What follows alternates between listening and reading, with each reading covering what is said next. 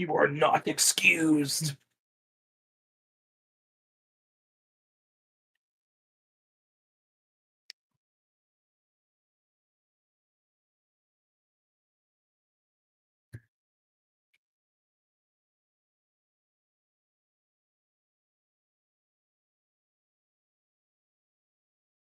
Hello.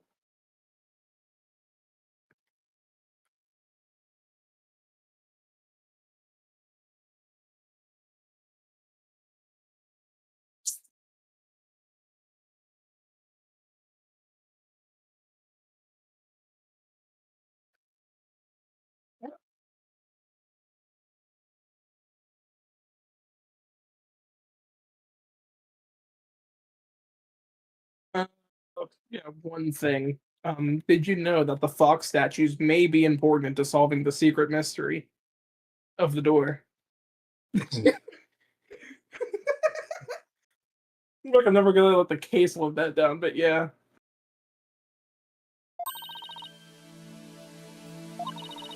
Wait, what did we do? Oh yeah, that. Yeah. I can't help but feel I'm missing something important. Plus, Prosecutor Blackwell's bound to mount a counterattack.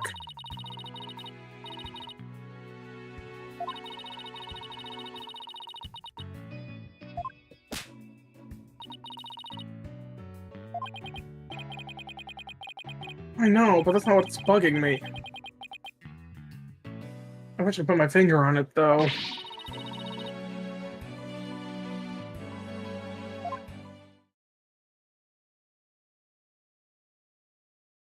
Oh, Corlin, you're muted. For some reason. Are you? Like on OBS? Yes, I am. Yes, I am. Thank you. Damn, Sorry about that. Well, I guess Corlin never introduced the stream. Okay, I don't know how that happened. But yes, for just to say it once more with feeling. Hello, everyone. Welcome back to I'm Corlin. Welcome back to my playthrough of Phoenix Wright Ace Attorney Dual Destinies. I'm joined as always by Craz, and finally remembering to check whether or not my mic is muted. I don't know how that happened. Who knows? Yeah. Anywho, it's time for call. It's the Joker.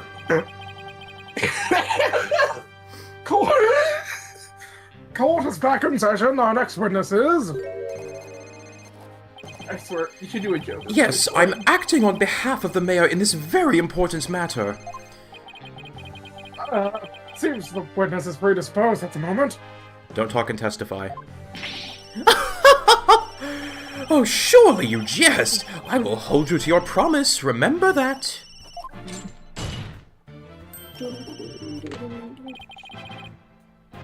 Oh, my deepest apologies. This is Florence Rilbell, personal aide to Mayor Tenma, or should I say, the accused. I personally actually object. I think he's actually Joe Kerr.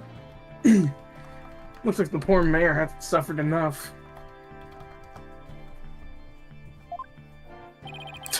Well, what business do you have with me? I'm a very busy man, so let's make this as brief as possible. I have some manner of comedic torture chamber to get back to building, you know. What was that last part? Your boldness. All right. What's the Felicia testimony has revealed a hole in your alibi. And for this reason, you are suspected of having some sort of connection with the case at hand. Tuh! Do you think I'd be associated with this entirely lurid affair? Well, I'm not, so may I go now? I have very important matters to attend to. Objection! I think so, Mr. LaBelle. Do you realize what a serious crime you committed? In this, you're being accused of perjury, paper perjury, in which the first half of Case 6 came out 2 days ago. This is your chance to clear the air. Yeah, Noah and I are waiting for the full case to come out. Just think it'll be more fun that way. Fine. The truth is, I faked my alibi for a very good reason. The mayor was obviously the killer, so I created a fake alibi to confuse the matter. You see, as his personal aide, I felt I had to protect him. Sorry! You think this is funny? I mean, I am the Joker. Tell your alibi, you're a suspect too. What were we really doing at the time of the crime? Peasant! How dare you accuse me, one of the beautiful people, of being... Stop stalling and tell the court what you were really doing at the time of the crime. I'm you limey pansy. Silence. What did you just call me? Yeah, that's right, you're a pansy. What are you gonna do about it? Enough jabbering. Swords have been drawn. The time for talk is past. Swords? What swords? The ones in Rebuttal Showdown. Truth blades, of course. This is a duel to the death. The fate of the accused rests in our hands. Be gone, ye of cowardly heart! Oh. The battlefield hath no place for ye. Again? Oh my!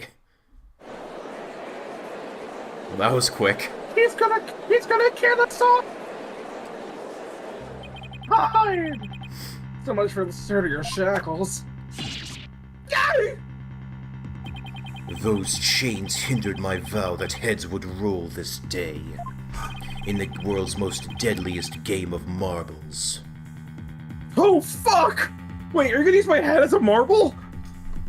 Did I not say I was going to be playing marbles? This guy is keeping your head on in court a whole new meaning! Will the witness please deliver the accused's death knell? You know of what I speak. Most certainly! His goose is already cooked! Time to stick a fork in him! Whatever he has to say can't be good. Watch your language, witness. I said fork! The kind you eat with, you utter fool! As I told Prosecutor Blackwell during the recess, I rushed right over to the Fox Chamber when I heard little Jinxie scream. What? Then, drum roll please! You call that a drum roll? That's all you get. I saw Mayor Tenma opening the Forbidden Chamber doors.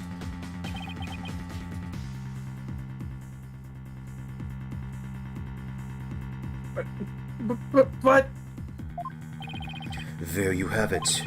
The mystery man who opens the chamber door, as witnessed by one Phineas Filch.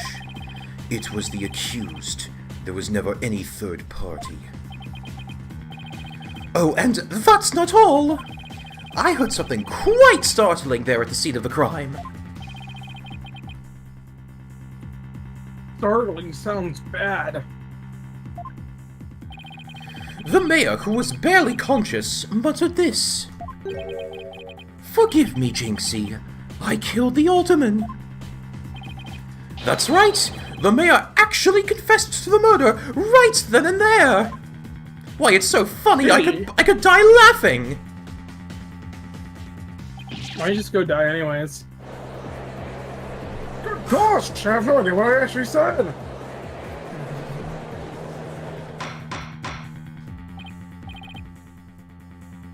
Order at the court! How do you play chess while doing work, Daisakuma? How's that even possible? Like, are you playing against yourself Wait. or what? Wait, how does that work? This is what the conclusive testimony if it stands. Just so, and quite astonishing, I might add. I only learned of this fact during the recess. Shut up, Noah. I just love surprises, don't you? That's why I saved the best for last. Consider it a gift from me to you. No way. I don't believe Mr. LaBelle heard the mayor confess. What? But is this really true? Did Mayor Tenma really confess? It is indeed. During that last recess, I confirmed it with the mayor's daughter. It would seem Mayor Tenma actually did confess. That testimony is quite favorable to the prosecutions. Excuse me, we're in a court of law! This is LaBelle. Yes, I called earlier about the party reservations. That's right, and I'll be calling my little shindig Mayor Tenma's Conviction Gala. A splendid time is guaranteed for all. All but the mayor in his defense. Wow. The gall of this guy.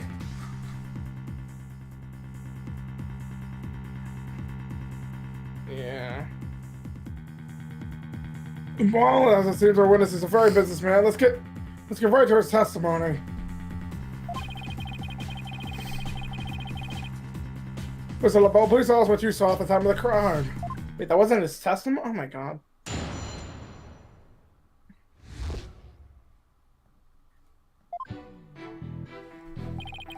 I was in the hallway hiding in the shadows. That's when I heard the confession. Upon learning of her father's crime, little Jinxie fled without ever noticing me. Immediately after that, the mayor came to, stood up, and opened the forbidden chamber. As I ran in terror, the demon emerged from his prison. In shock, I fled down the hallway to my right, to the one with the phone at the end. He was the... Oh. He was the purple phone guy.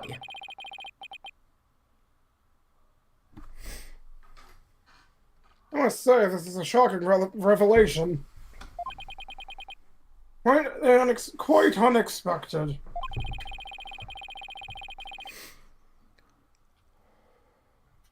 To think the defendant actually confessed then and there to his crime. Perhaps the guilt was too much to bear, so he could find his daughter. Oh, sorry, that's LaBelle. Perhaps the guilt was too much to bear, so he confided in his daughter. You do realize you should not have withheld such crucial testimony from the court, correct? My bad, bro. Once again, sorry! It's just I feared being accused if I mentioned coming upon that most unpleasant scene. No, that's not Purple Guy. That's freaking the Joker. Let's get this correct. He's the purple phone guy. Oh, shit. We better do something before the judge declares the mayor guilty. As a death row inmate once told me in years gone by, there is a time to fight and a time to yield, a time to live and a time to die. A deadly class trial. He's really laying it on. He's really laying it on real thick now. Dollar store Sham-Spear. I don't think did Sham-Spear even exist when this game came out? I don't think he did. He did not. Defense may cross-examine the witness now.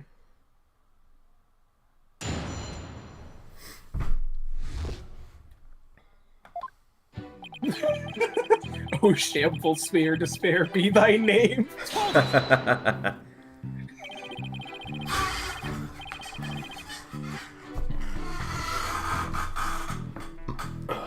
You find that the mayor confessed to his daughter? Are you sure about that? Are you sure about Peasant! You wouldn't dare ask such a question if you truly understood. I mean, after all, who do you think wrote this game? Obsidian Entertainment? True beauty is never wrong. It's not?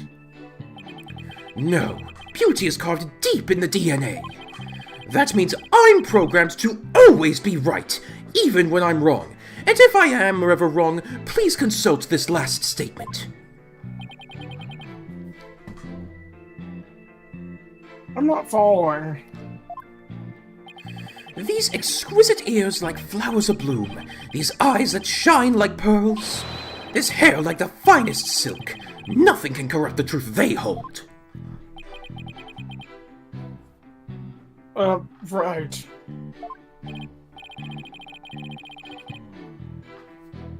The witness will hurry up and explain this truth of his. He's a robot. Obsidian Yep, as in definitely. Obsidian Entertainment, the original writers of Fallout. I was kind of going leaning pretty hard into that.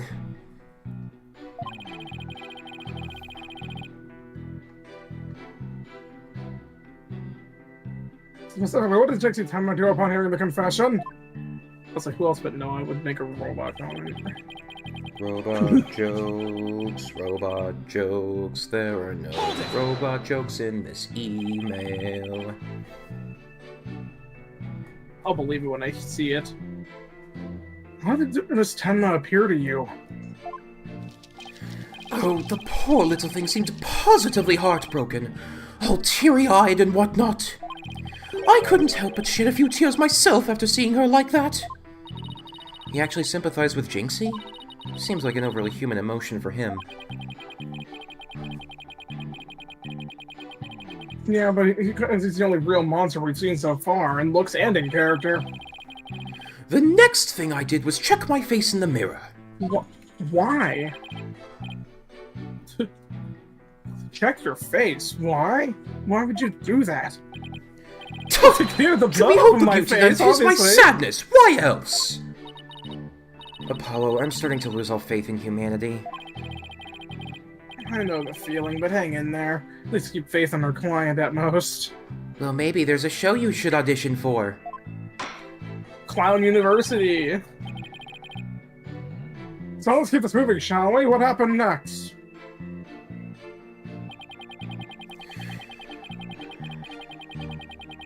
Hold it! He opened the Forbidden Chamber? But why would he do that? Who knows? Maybe he wanted to free the demon, Tenmataro. Objection! The gasp! The courtroom is no place for fairy tales. Remember, you are under oath. Oh my god, bro. Hello, LaBelle speaking. Yes, I will certainly explore the matter. Toodles! I'm starting to remember where why were we I didn't really again? like this trial. What? You were going to tell us. I said I'm starting to realize why I didn't really like this trial. Because of LaBelle?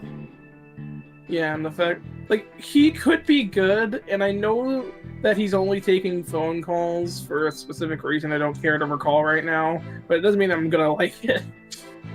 Okay. Anyway, you're going to tell us the real reason why the mayor opened the Forbidden Chamber. Oh yes, of course. God damn it. Hello, this is LaBelle. Shit. Good one, sir. You're an absolute riot. Okay, bye. You were saying? That's... Why does this guy not have, like, a fucking receptionist or something? Like, hello? He's Mayor Tenma's aide. He is the receptionist. Yeah, well, I mean, like, for his brand, though. Oh. This is a waste of time. He's just gonna tell more lies.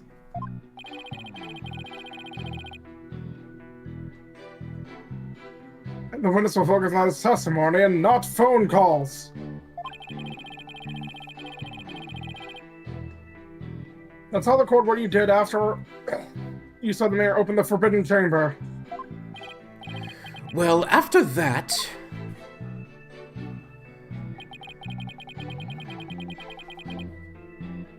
Hold it!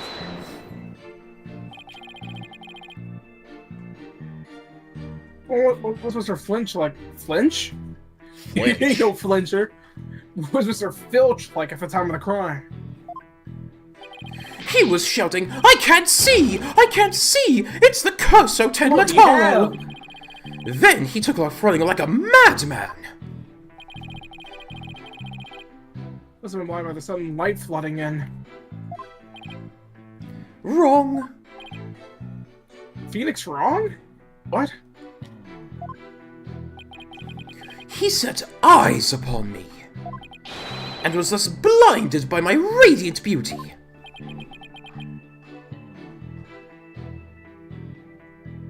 That seems like a very big you problem, actually.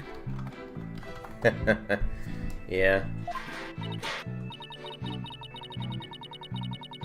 So it was the curse of Florent Rebel rather than Tenma. Yes, I'm afraid such beauty can be a curse. It's almost criminal. The only thing criminal here is your ceaseless jabbering. Now get on with your testimony, or I shall unleash thy blade upon you. Oh, forgive me your darkness. Let's see. Oh yes, I fled for dear life from Tenma, and... Clearly, DD still from Temtem's court. Hold it!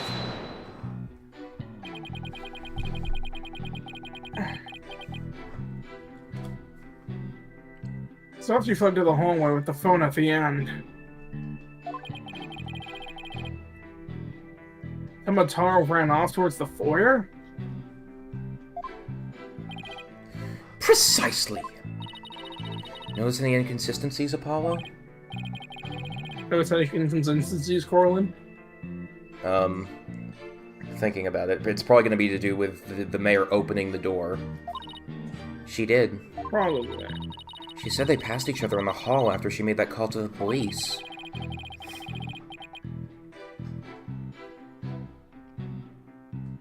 Well, if the bell had fled down the hall where that phone is, I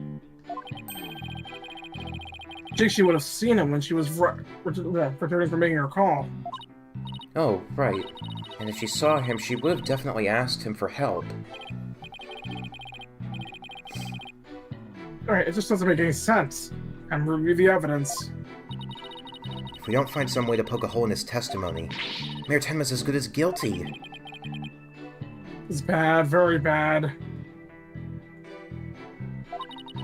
We need to find an inconsistency, a mistake, some kind of conflict. It's all over. We can't find a flaw in the prosecution's reasoning.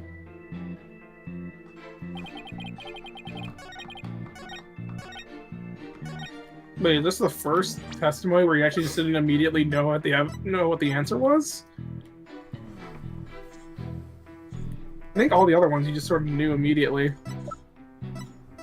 I mean, it's also been a while.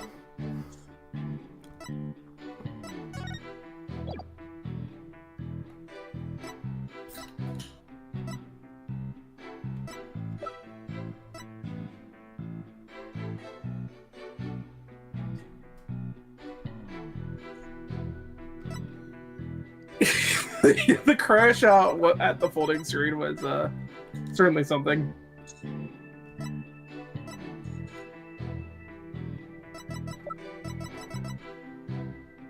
Objection! They kind of signposted that one, but whatever. Florent Rebel, you're lying about about having witnessed these events from the hallway. What on earth do you mean? Yes, for the rest of us, Mr. Justice. If Mr. LaBelle had really fled down into the hall with the phone in it, you would have crossed paths with Miss Tenma. Thanks for the compliment, Noah. What's this?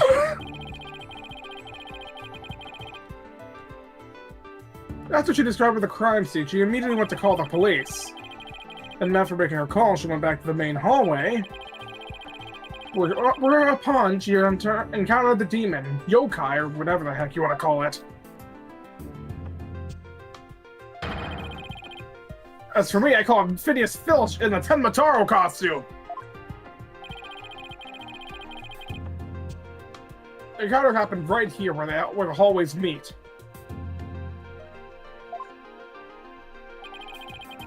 As for Mr. LaBelle, if he had fled here, feigning escape from the yokai imposter,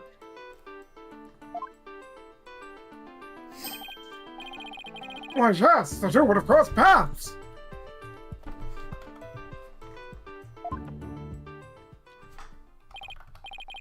Right, except Miss Tenma told us that there was no one else in the hall.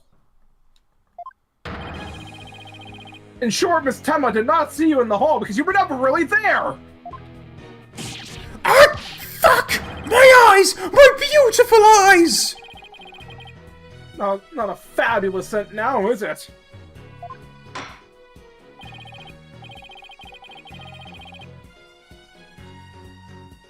Mr. Justice, the witness also say that you heard the mayor confess.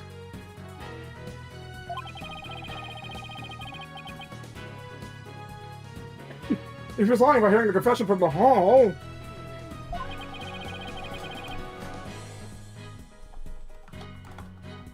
then where was he when he heard it? Inside the Fox chamber. Where else? But is that within the very crime scene itself? Yeah, it is, Your Honor, and that means he's not really a witness. And rather, he's the third party I've been alleging this whole time. What? You think I'm the killer? How dare you! Silence. Already? Foolish fop. A true man knows when he's beaten. A shield of lies comes to naught before a foe with the sword of truth bared. Prosecutor Blackwell, what are you? I thought we were on the same side! You are mistaken. There are no sides here, save for my cold, steely edge of judgment. You are alone upon this battlefield, with naught but your lies and sickly sweet perfume.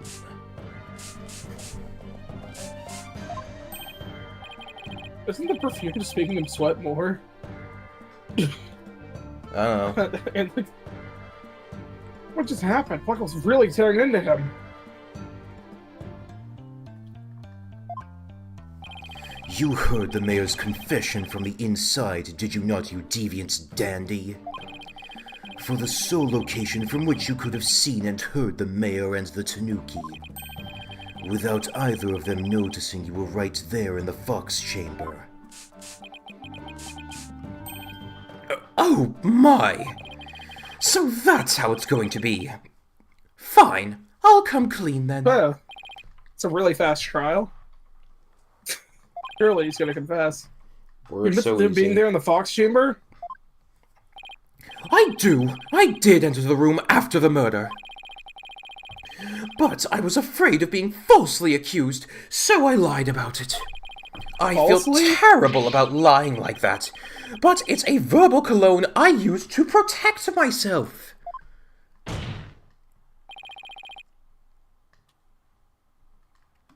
Better explain yourself, Mr. LaBelle. Yes, of course. I was just about to get to that.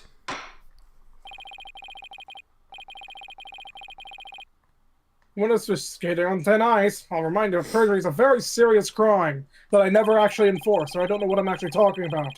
Now then, let's hear your testimony again, this time without your perfume of lies. Is he trying to say that perfume is what makes people lie? He's waxing poetic.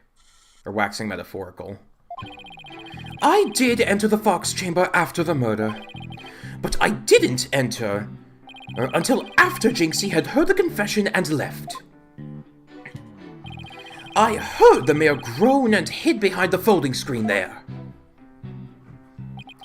What I saw there up close, it was absolutely horrifying. So you see, I was there, but merely watching from behind the screen. What perjury? From behind the screen? Why, yes, I believe you wouldn't be spotted if you were there. Just so. Paper perjury? He could see everything without being spotted by the victim or that Tanuki Filch. Suffice to say, he was a mere witness to the events, rather than an actual third party.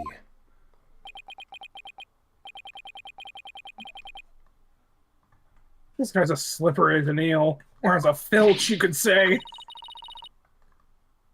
Apollo, you think he's telling the truth? Well, he was in the Fox chamber, so yeah, that must be true. Well, that much must be true.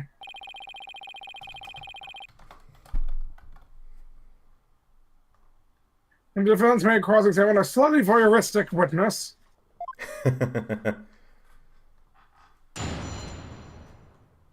Also, I'll share this for Noah, since I don't think he heard me when I first said this, but Phillips was so forgettable to me that I literally forgot he existed until we played this case again. We were like Oh, really? a few months. Like, literally, he was so forgettable to me that I literally completely forgot he was a character in it.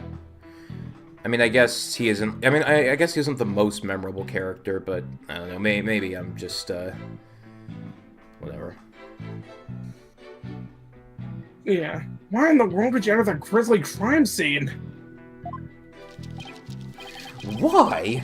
Because I was worried sick!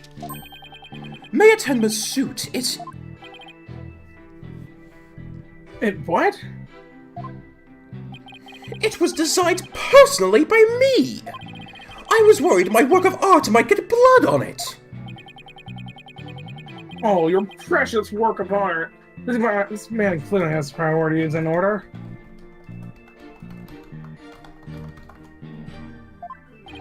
Okay, let's get this over with, shall we? Now, where was I? Oh yes, so I entered the Fox chamber almost without thinking.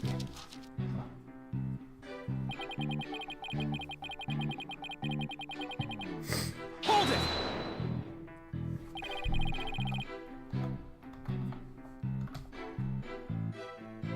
Why didn't you enter right away? And ruin my designer shoes?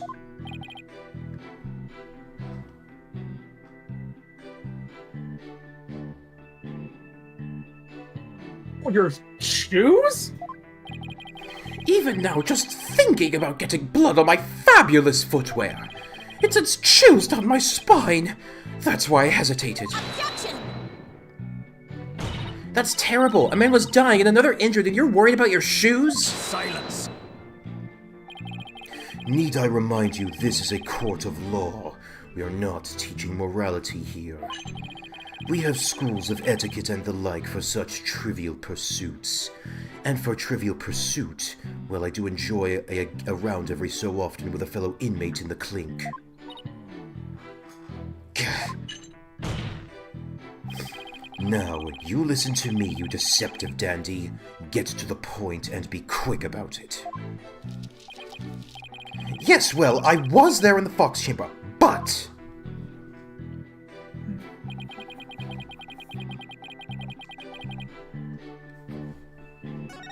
Oh, whoops. Hold it!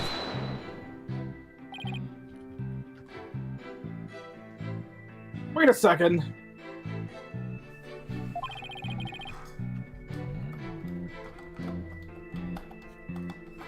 Why did you hide yourself?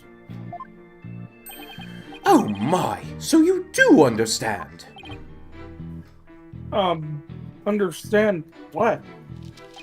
By hiding, I was concealing my fabulous beauty, which, for the sake of the universe, is something I should never, ever do.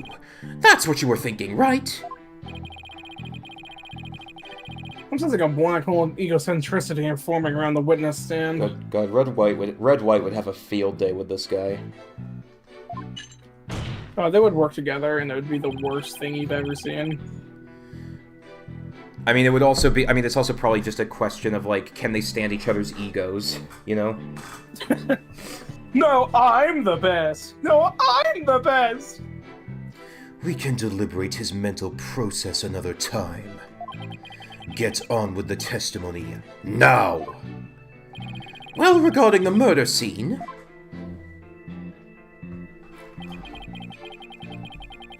Get on with it, now! Get on with it!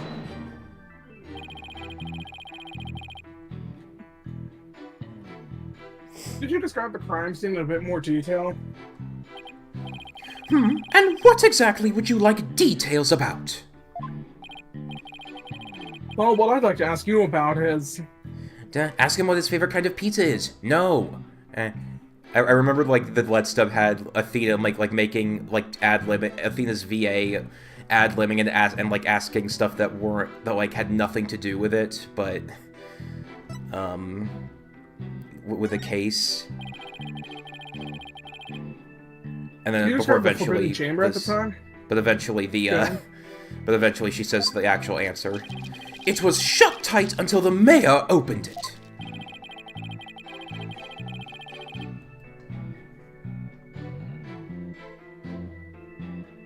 He's really trying to stress out it was the mayor who opened the Forbidden Chamber. That big liar. He opened it himself.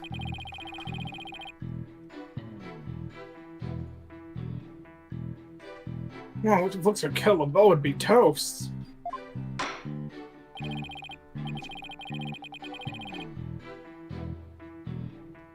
Mr. Justice, do you consider this statement to be of any importance? Is it important? Yes, I have a feeling it is. Let's add it to the testimony just to be safe. The Forbidden Chamber was shut tight until the mayor opened it.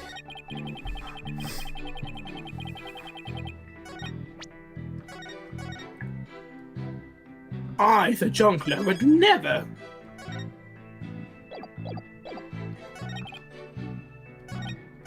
Hold it! Right, I'm just gonna make sure that I've got this, okay.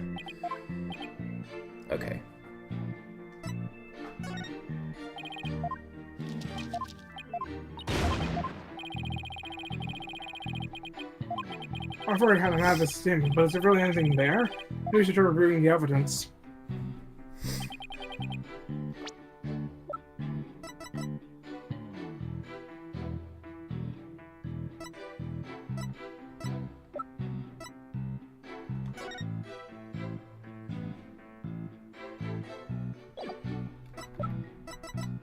Objection!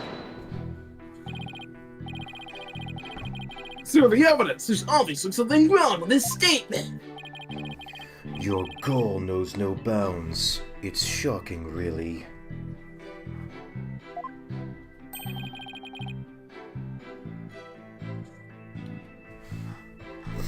What's that supposed to mean? You stand there brazenly objecting to perfectly factual statements. One does not see such shameless behavior that often. A penalty for a shameless attorney!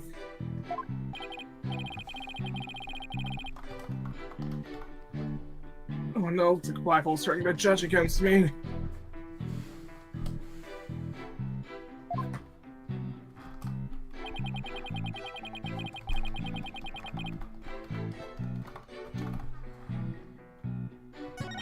Hold it!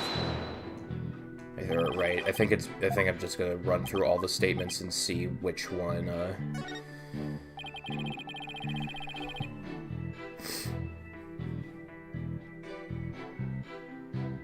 Alright. When you remember about the yokai feathers and tracks? They resulted when Tenma exited the Forbidden Chamber. He came out in quite a rush, scattering feathers this way and that.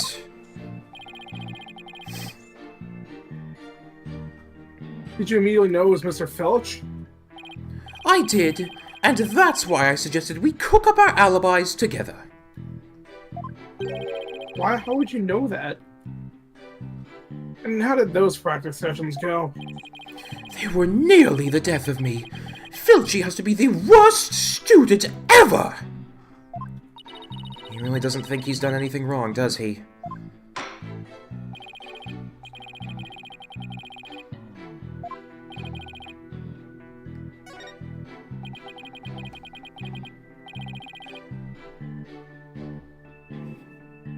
I believe it is. There are going to be any moment. The yokai feathers and tracks weren't there before the Fox Chamber was opened. Okay, well is that right?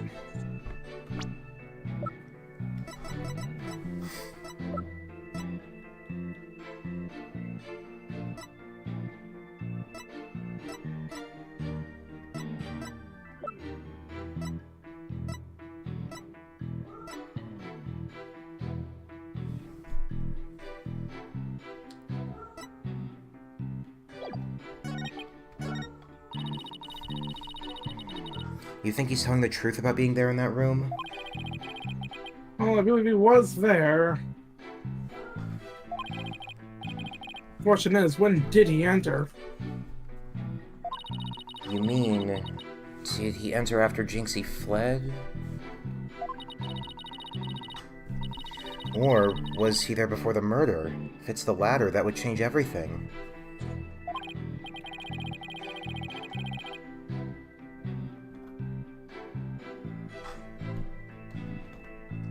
Alright, if he was there before the murder, that would make him a suspect. But how do we go about proving that? Well, I guess we ask him what happened there.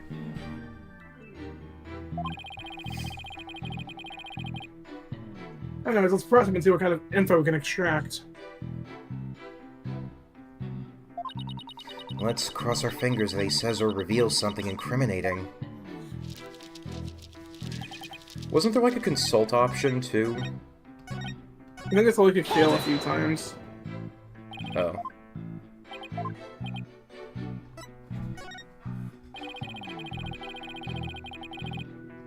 Did you describe the series of what? Oh, sorry about that.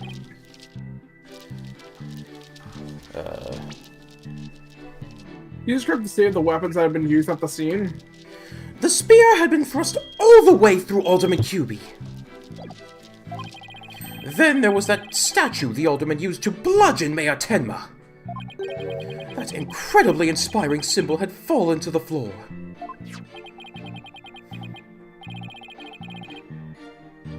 Alright, that statue. But why would you find it inspiring? Is that a smoke alarm going off in your house? Nope.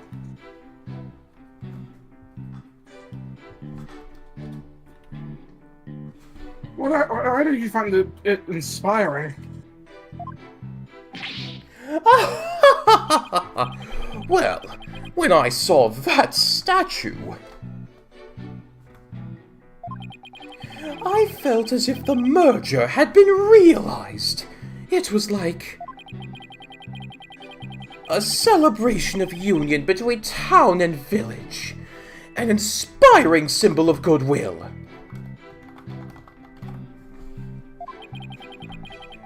A broken statue next to a bloody corpse. Real inspiring.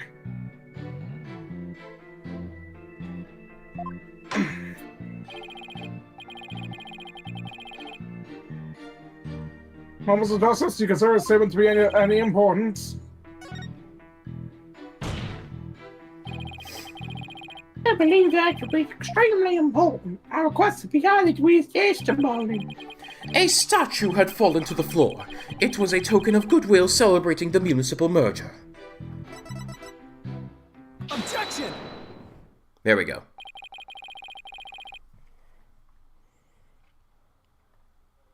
Your replies have finally betrayed you, LaBelle. What possibly could you mean?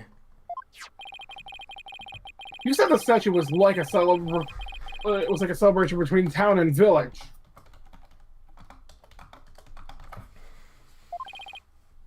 Isn't that correct? It is indeed, but what of it? The two yokai are joining hands in goodwill. As if they were celebrating the municipal merger. Dumbass. Something the matter? So how did you really know the statue was meant to be a symbol of goodwill again? What? Justice Dono, explain yourself, and make it quick. The statue was meant to symbolize goodwill in its original form, but that was a secret. A secret? Whatever do you mean? What I mean is that it broke when someone used it to strike Mayor Tenma on the head. What's less clear makes it look like the two yokai are battling it out. Ow! It's like jeepers. The statue's secret in its true form when lost inside the locked room.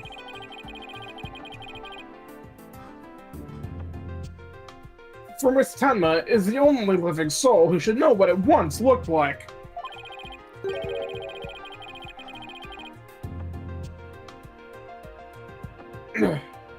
So, Isabel, where could you have possibly seen the statue in its original form?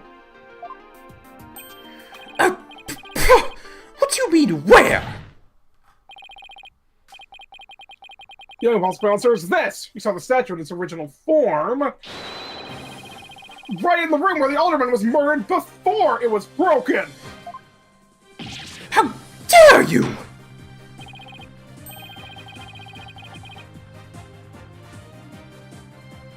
Mr. Justice, are you claiming the witness of some sort of crime?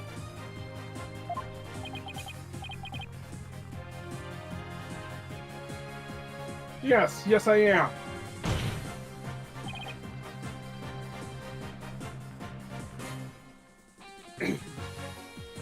Florent LaBelle! I accuse you of the murder of Alderman Grex Gilby! Ah! Ah! God, that pose looks so awkward. Well, it does. Water! Mr. LaBelle! You have been accused of murder, in case you weren't aware. You have anything to say in your defense? Oh, how could you possibly accuse me, the embodiment of beauty? Way to go, Apollo. This is the conclusive evidence we need. Magnifico.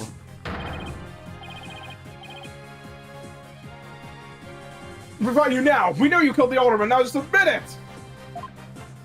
That's not you can just say that. Silence.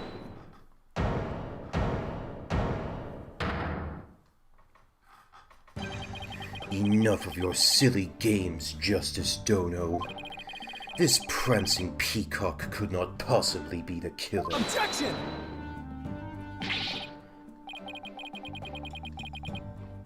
What are you talking about? His alibi has been crushed, already crumbled to dust! I just proved he was in the Fox chamber while still locked tight! Silence. Why could he have not seen the statue in its true form before the murder? After all, he was close friends with the alderman. Ergo... Yes, that's right! I clearly remember it now! Alderman QB told me about it! About what the statue actually looked like! I mean, he was a good friend of mine. Objection! Yeah, right. He wouldn't show you a secret gift just like that. Silence. Moreover, it has already been proven that he was not present at the scene of the crime. It has? Forgotten, have we? Recall the little scamp's testimony, if you will. When Jinxie Tenma unlocked the Fox Chamber, she saw the alderman and the mayor collapsed therein, and no one else. Oh. Dang it. The fact is, it was you two who made that apparent in yesterday's court session. Thus, Florent LaBelle could not possibly have been in that locked room. No! Ah, god damn it, Blackwell, stop being so good at your job! It's my fucking job, of course I'm good at it.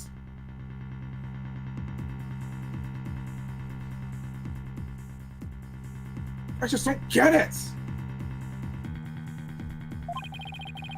How could Jinxie not have seen LaBelle?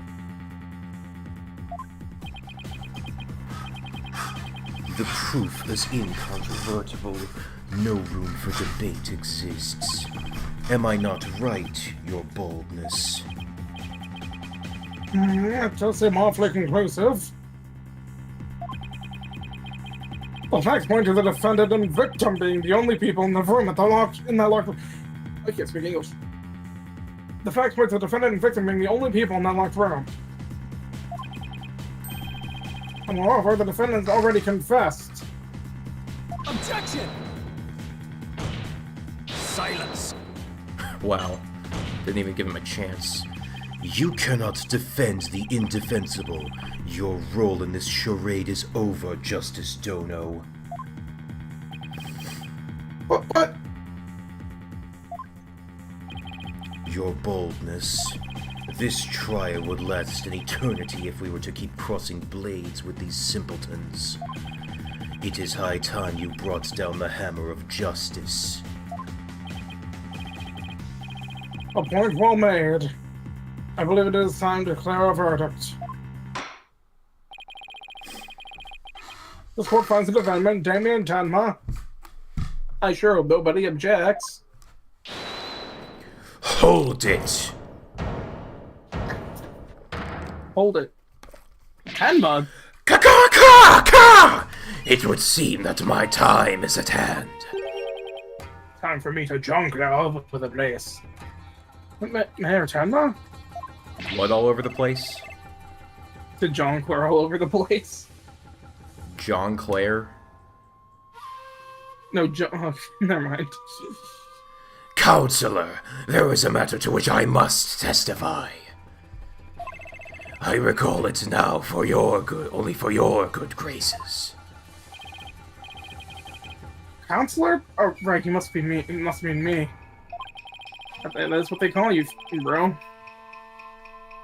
Does he finally remember what happened before that blow to his head?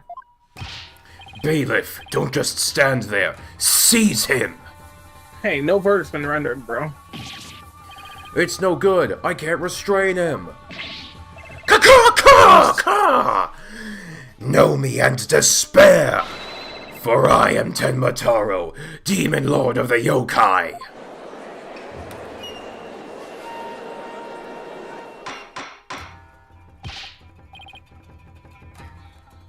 Mr. Justice, do something!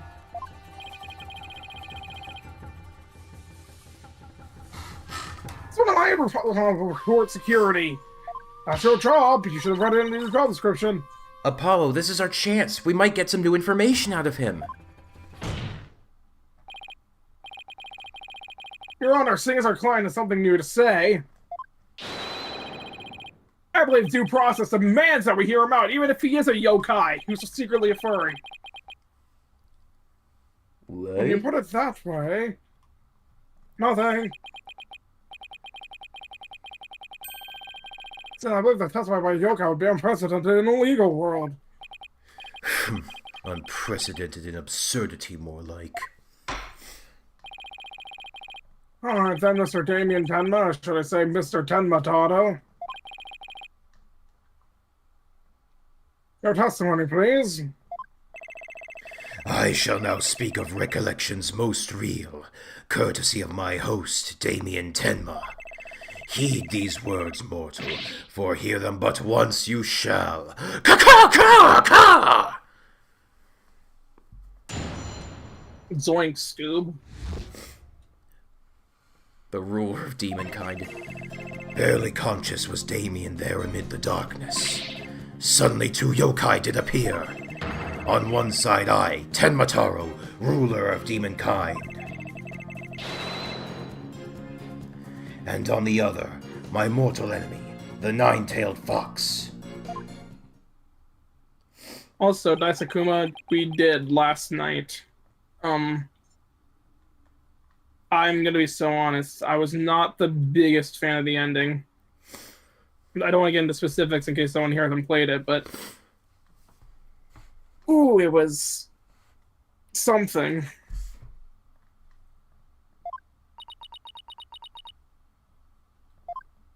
Yeah.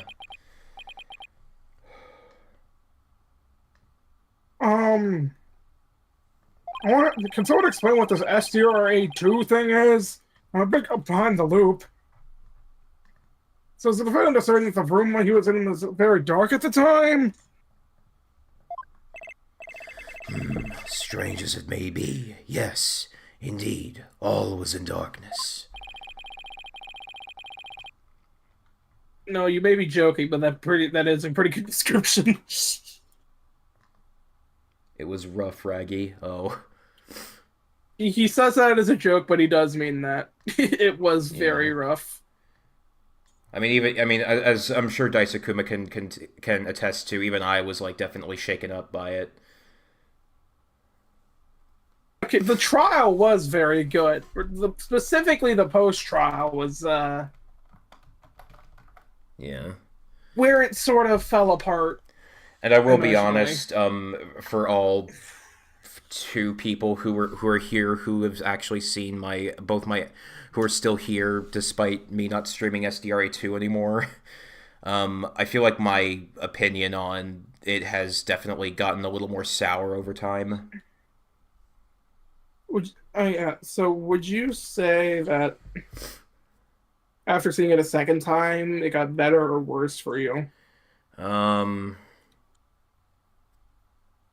it's hard to say. Probably, it's hard to say honestly. I would probably say worse, but honestly, that's more about the characters involved. The characters involved. Like the actual mystery writing is fine. I didn't have a problem with that. Well, yeah, I meant purely like the motive. Oh, the motive. Yeah.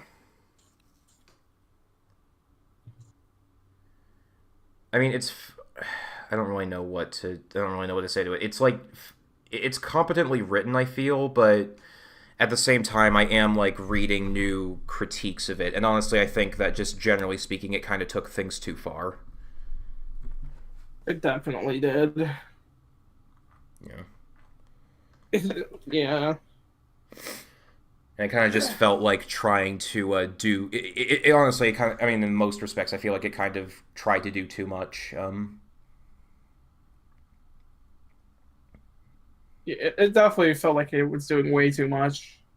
Yeah. Anyway, did you read your line? And the part about Tenma Taro and the nine-tailed fox being there? Yes, that's true. Tenmataro towered overhead, and the nine-tailed fox glittered gold. I call animal abuse, Your Honor! It would seem the defendant's recollections are not to be trusted. Yes, well, truth be told, my host's recollections are still a bit fuzzy. As if half-dreamt, that happening lingers in his mind. Apollo, maybe I can help here. Really? Oh, you mean... Yeah, I can hear it, the discord in his heart. Discord! It's impossible!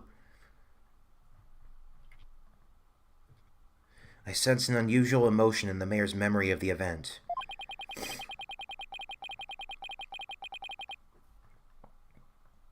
Okay, I just hope our findings don't come back to haunt us. Again.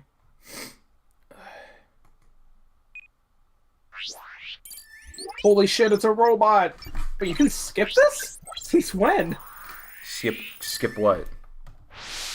You see the skip prompt? There's a skip prompt in the top right. I didn't see that. Barely conscious was Damian there amid the darkness. Suddenly, two yokai did appear. On one side I, Tenmataro, ruler of demonkind. Well, that's obvious. What could it be? Who knows?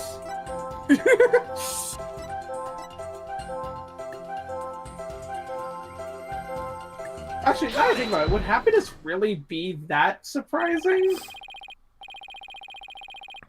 Like, it's a little what's his odd, mortal yes, but enemy, right? surprising? Well, yeah, but like maybe he's like excited to fight him or something. Like, I don't know. anyways, like, see, that's like also another problem. Like, it can be interpreted in so many ways. I guess. Like, just But like, wouldn't you? like pointing it out is a good thing, yeah. But like, aside from the obvious, oh yeah, that is a problem they're about to give. There's like a billion different ways you could explain it, and you can't really contradict it.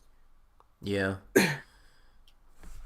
When the Ninetales Fox appeared, you not only experienced shock and sadness, but also something like joy as well. Joy. Perhaps it was joy at the light coming to my eyes at long last. A long and terrible creaking did pierce the silence. And then there was light. On reflection, it was a door that did produce that infernal racket. A creaking door?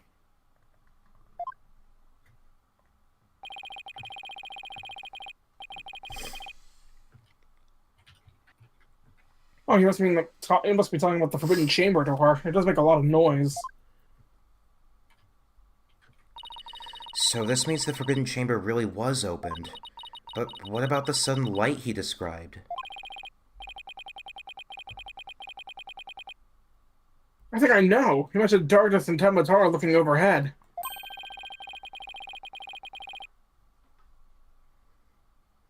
Maybe the mayor wasn't really in the Fox Chamber at the time of the crime. Mr. Mayor, did the darkness that you were in happen to be here? Take that! Wait, what? Why would he be in the Forbidden Chamber? The Forbidden Chamber! Was it not the Fox Chamber where the murder did occur? Yes, it all makes sense if you're in the Forbidden Chamber. That terrible creaking sound was probably the Forbidden Doors Chamber opening. The towering Tamatar you saw? Looks like the Forbidden Chamber statue. Why, yes! That would explain it. The darkness and the staff and the demon's grasp.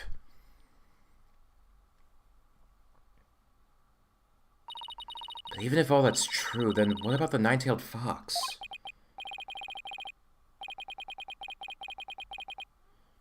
Maybe you're seeing things. Just like Jinxie and her imaginary yokai. Fantastico, Apollo. It's entirely possible. In a groggy, dreamlike state, people can misremember things and events. Misremember, you say? Let me think. I do believe. I remember now. That was not the nine-tailed fox. It was the amazing Nine-Tails. What? The amazing Nine-Tails? Did he have nine tails? At first, this is but a dream, I thought. Now, however, most clearly do I recall it. 'Twas the amazing Nine-Tails who did open the Forbidden Chamber's door. What? What? I'm sorry I asked. The amazing Nine-Tails, but that was the Oh, victim come on, Waterman did it? Kitty, right? Oh my god, no. Yeah, why would he open the Forbidden Chamber? Wasn't he trying to keep it sealed? Never mind that. This is completely new information. Let me enter it and run an update.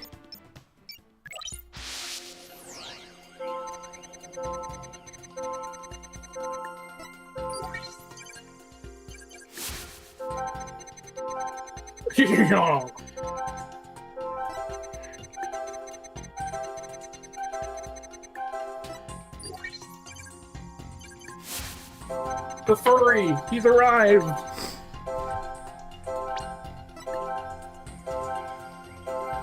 Got it! Take over for a second, retelling my trick. When the amazing Nine-Tails opened the chamber, banishing the darkness within, you felt joy, but didn't you also feel shock and sadness? Yes, in the hazy depths of my mind, I do recollect something of that nature. I believe it was the Fiend's Cape of Red, for when I did behold it, a great wave of sadness did inexplicably wash over me. A cape of red? Apollo, we've reduced the noise level. Oh, but there's still a little left. Mayor Tenma, why were you sad when you saw the red cape? Why, indeed. What could this mean? I guess his memory is still a little spotty. I know because his latest recollection contradicts the evidence. Yeah, it's one of those contradictions that slaps you right across the face. Something this obvious could arise. when someone is trying to force a fuzzy memory into a definitive shape. Apollo, I know what you have to do. You need to present evidence that contradicts the image you see. Oh, so it's basically the same as the usual cross-examination process. Okay, time to review the evidence. Look out, contradiction. Here comes justice.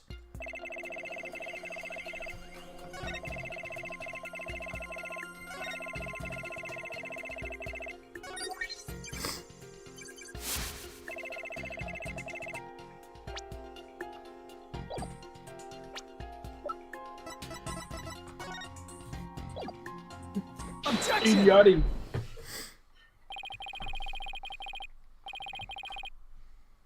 You said the Amazing Ninetales cape was red. Are you sure about that? Yes, well, I do believe it was a red cape I saw, but...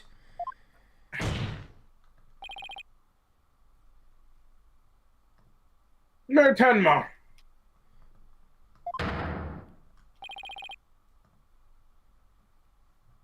Does this cape look red to you? Oh! That certainly does not look red. Not even scarlet or crimson either. Nevertheless, upon my liberation, something red did yet fill my as yet hazy field of view. And I thought to myself, ah! The Amazing Ninetales is arrayed in a cape of red. So you mistook that red something for his cape, huh? Apparently so, and remembering it now brings a great sadness upon me. So the red something probably wasn't a cape after all. Maybe that great sadness he mentioned is what's interfering with his memory. Well, he would have seen the Fox Chamber behind the Amazing Ninetales veil. Wait, Amazing Ninetales, not veil.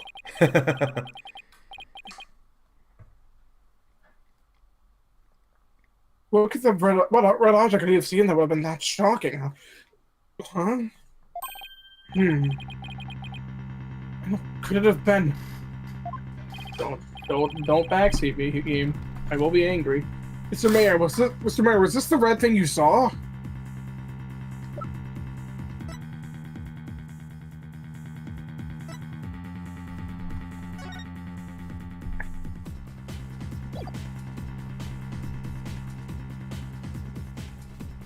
Take that!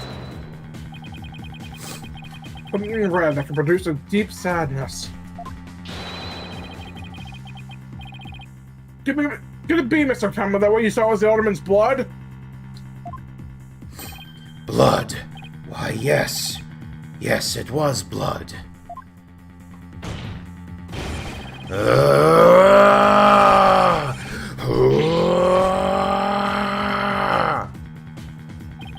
It's all coming back to me now.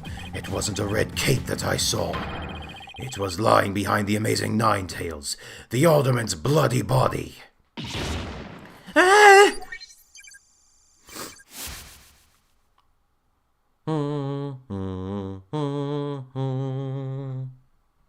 Insert bold with exploding head emoji. I take it you watch our DRA1 playthrough, Temp D. Yeah, I've noticed a DRA1 fan. His noise level's down to 0. I think he's remembered everything now.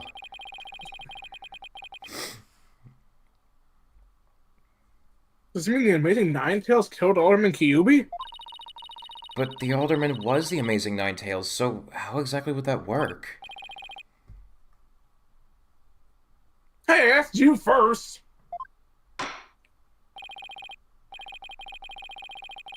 Oh, Mr. Justice, you sure know how to make a complicated matter even more complicated.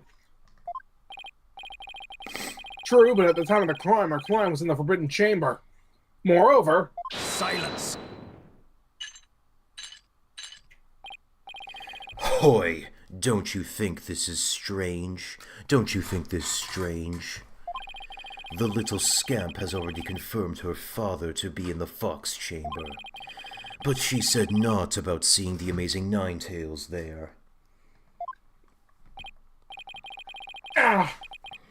You had to bring it up, didn't you? Jinxie didn't see LaBelle there either. It's so weird. Who really was in that room then? The defense kind of share any theories? Can you explain the inconsistency between the defendant's testimony and his daughter's?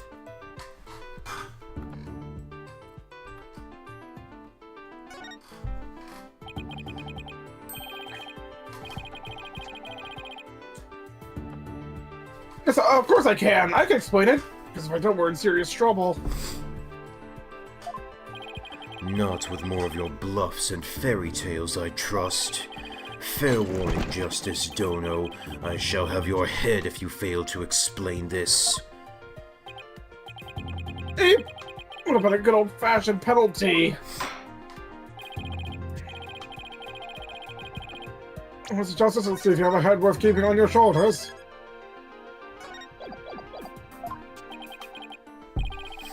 First of all, sorry. First of all, Mr. LaBelle was definitely in the Fox Chamber while I was locked. We also know that the Mayor Tenma was in the written chamber based on his testimony.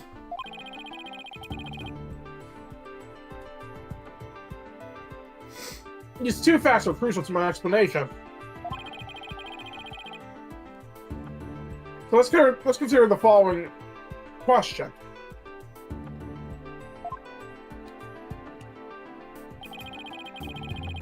The fact that Florent LaBelle and the victim being there at the scene. Why did Jinxie Tenma see the victim and her father, Mayor Tenma? You're a good question indeed, and I suppose you have an answer for us? How you would be supposing me wrong. You think she could have mistaken LaBelle for the mayor? Well, she did, then the question is, why would she do that? But how about the explanation, Mr. Justice? I believe the time for questions is now over. The defense says that Fort LaBelle was at the scene of the crime.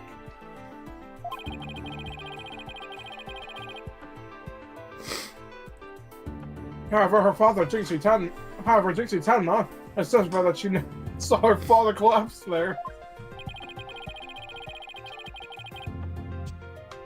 If she hadn't breakfast and remembered the event, what could have made her do so?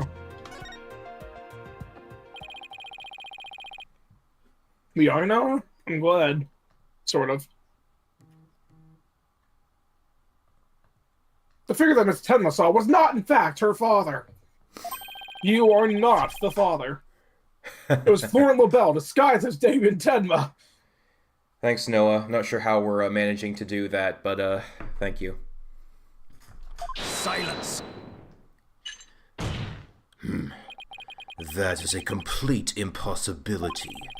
Their faces are utterly unalike. How could you explain that away with a mere disguise? Magic! Yes, they both do have an incredibly distinctive faces. Maybe the disguise completely hid his face? I think Jinxie would have mentioned if she couldn't see her father's face. And if it was that sort of disguise, wouldn't she have removed it? Oh, right. Your sword is as dull as your mind, Justice Dono. Shall I show you what a truly sharp blade is capable of? Case closed, Himiko did it. No, Mikado did it. Noah, come on. We can finally get him executed. Are you okay, Apollo?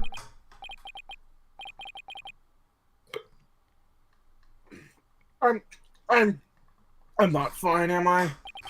Well, now that we have that little fairy tale out of the way.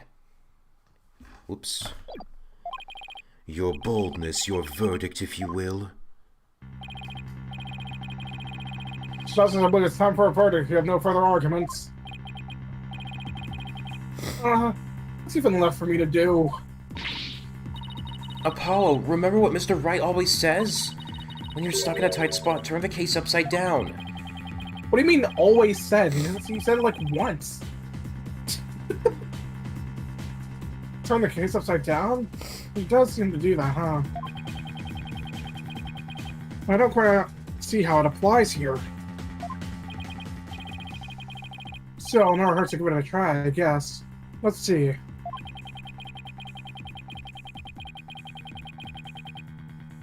Yeah, maybe rather than JC didn't remove the disguise, maybe she couldn't remove it?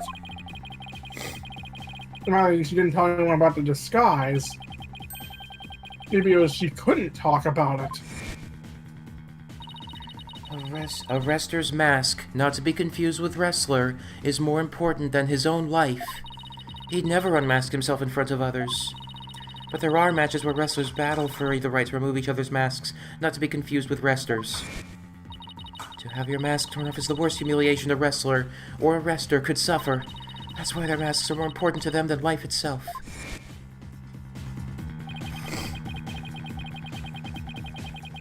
What about the fact that it was the amazing Ninetales who opened the door? I want to can't be removed in front of the others? Can these facts turn things around?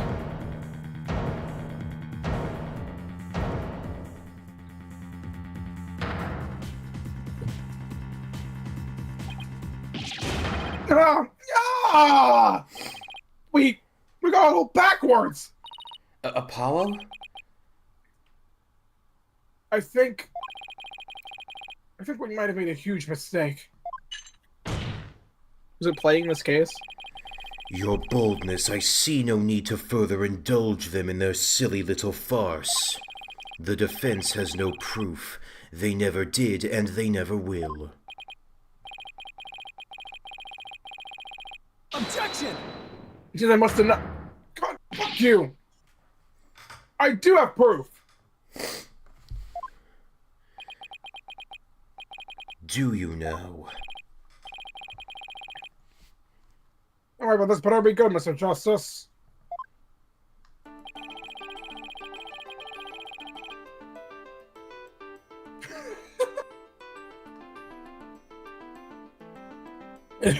We solve the remaining...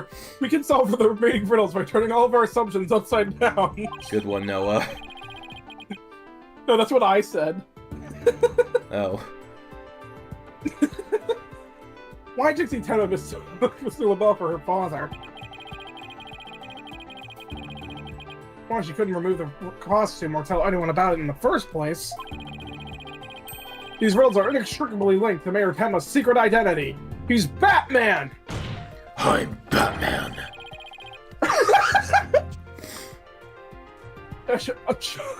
Wait, that makes so much sense. That's why he's the accused and why the Joker's the killer.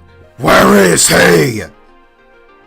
You couldn't hire better lawyers, though? A shocking secret identity that will turn the entire premise of this case upside down. This piece of evidence clearly reveals Mayor Tenma's secret identity.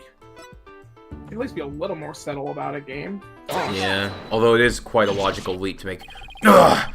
What absolute claptrap, poppycock, boulder dash! What is it, any more, Blackwell? Hogwash. Oh, there you go. Why did you bring me here? I can't save Gotham from inside the courtroom. We thought the alderman was the amazing Ninetales, and the mayor was Tenma Tara. That's why we believe the mayor killed the alderman in his lust for Ninetales Vale. It is the basis for the prosecution's entire argument against my client. However, you got the whole thing's backwards. Which also, I'm not sure if you know this actually, but this is the telling the truth theme. Yeah, I know. Mayor Tenma wasn't Tenma Tara at all! He was the amazing Ninetales Vale! Why do you keep saying Vale? Oh my fucking god. I don't know That why, one, but like... was that not intentional? It was... I keep saying... When I see Ninetales, I just assume Vale. You'd best explain yourself, Justice Dono. And from where you derive such a far-fetched conclusion?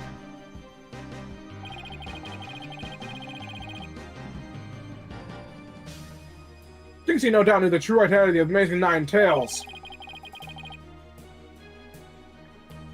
She couldn't tell anyone no matter what.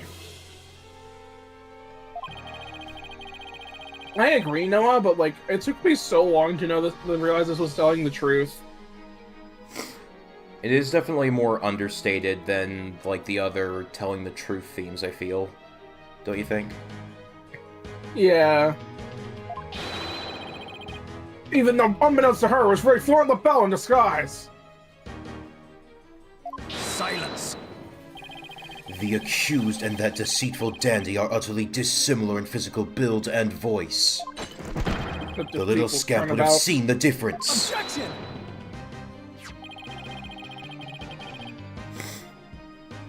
Remember, Mr. LaBelle has his very own brand of cosmetics. What if any fake a different build, too?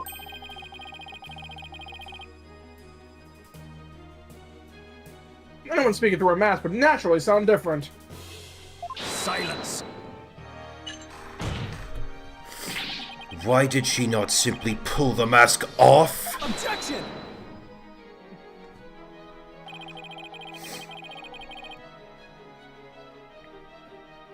A masked rester's disguise is more precious than life itself.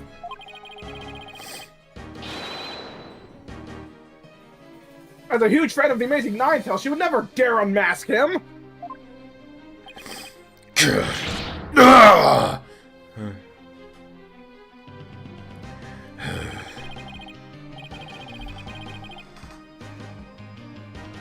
Classic Noah. This case of mistaken identity also explains the riddle of the locked room.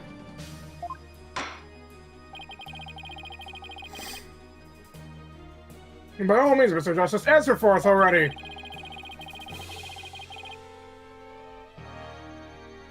First, Mr. LaBelle entered the room where the mayor and the alderman were talking. So he brought him with... I thought he brought him coffee laced with some sort of sedative. Once the alderman was out cold...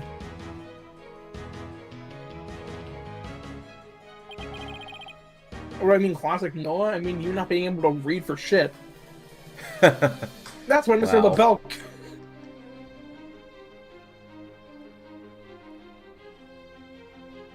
I mean, do you remember how many times I used that freaking Winnie edit in Dairy 1? Well, I think he'd say that the translation was bad, and I would agree.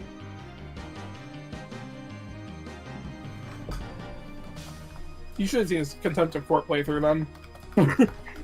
Oh, hell. Even Noah can't deny that. Even Noah can't deny that one. The things I missed. That's when Mr. LaBelle killed him. Wow, so cinematic. Next, he took the mayor, who had also been drugged, into the Forbidden Chamber.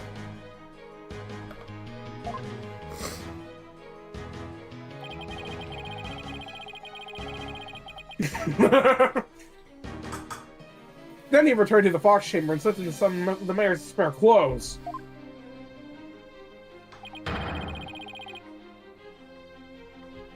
He completed the disguise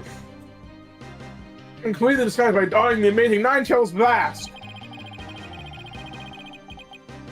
With his entire charade in place, Mr. LaBelle then let out a scream.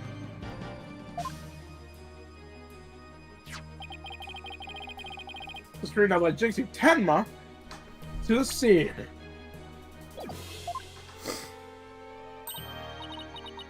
Ah, so then...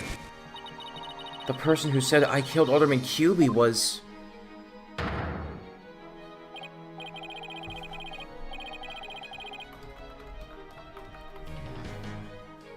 Yep, that was Florent LaBelle in disguise. The mayor never actually confessed! Silence. This is no more than guesswork and speculation. Now stop your jabbering and...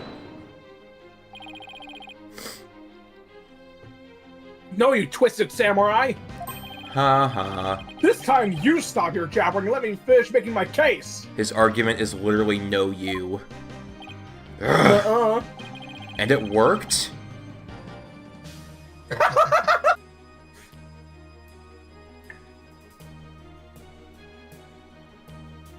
Oh my. Once Miss Tenma had left the scene,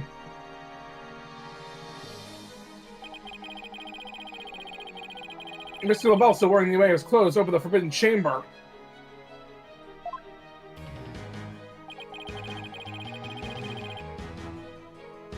So he could drag the mayor out of the fox chamber. Oh, so the amazing Ninetales the mayor saw was... Right, it was LaBelle opening the forbidden chamber. The second time Mr. LaBelle opened the door to the forbidden chamber, he happened to catch the thieving Mr. Filch by surprise. Oh my god, Noah.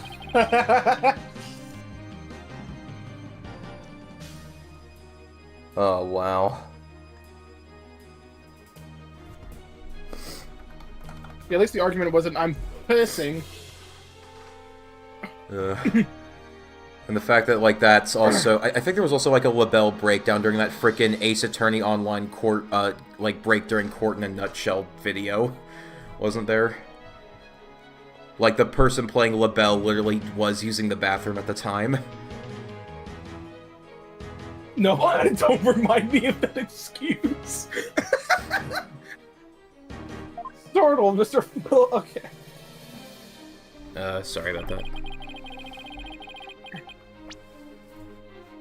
Startled, Mr. Filch and his Tenma Destinies ran as fast as he could away from the scene.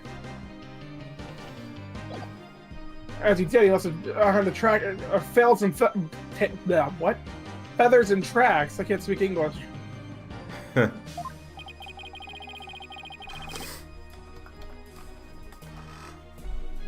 And gave Miss Tenma the scare of her life.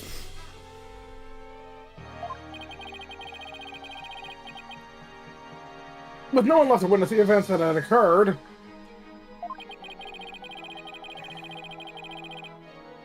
Mr. LaBelle then proceeded to drag the sleeping mayor back into the fox chamber. I see. Well, that all certainly does make sense. Can't speak English. What else is new? Shut up, Noah. You are way worse at English than I am. Shut up! Then after dragging the mayor back into the fox chamber, and also I'm multitasking, Noah, something you're not doing, Mr. LaBelle threw the mask out the window and fled the room. What else are you doing? Silence. Like Spider-Man again. Spider-Man! I was in the middle of a boss fight for the last, like, 3 minutes. For this absurd theory to work, it requires that the defendant be the amazing Ninetales. However, he was the one pushing for the municipal merger. That such an individual could possibly be the amazing Ninetales is preposterous! Objection! Nuh-uh. The mayor was blackmailed into pursuing the merger. Mrs. Tenma's life would have been in danger if he had openly voiced his opposition. But I'm not That's why he married. created a secret identity as an amazing Mrs., but I'm not Shut married. Yeah, I was fighting a boss while voice acting. That's why I created a secret identity as the amazing Nine. Give me that power, bro. You're too ADHD pilled, bro. You can hardly play DRA 1 and voice act at the same time, bro. Remember those rebuttal showdowns? Ooh.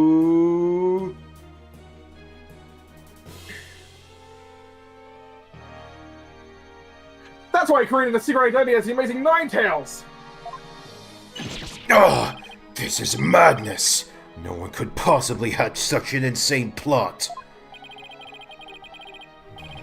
I'm also in the middle of fighting enemies right now again, Noah. Middle of a crime. Don't accept the killers and stand as his plot. I'd say thwarting LaBelle more than qualifies. Foolish mortal, it is at your own peril that you forget who I am. Well, how many times do I have to tell you that's just every hour? Mayor Tenma, it's okay now. GC will be safe as soon as LaBelle is arrested.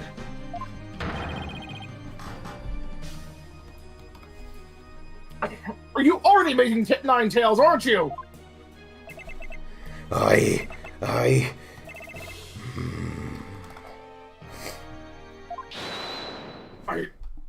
Why I order?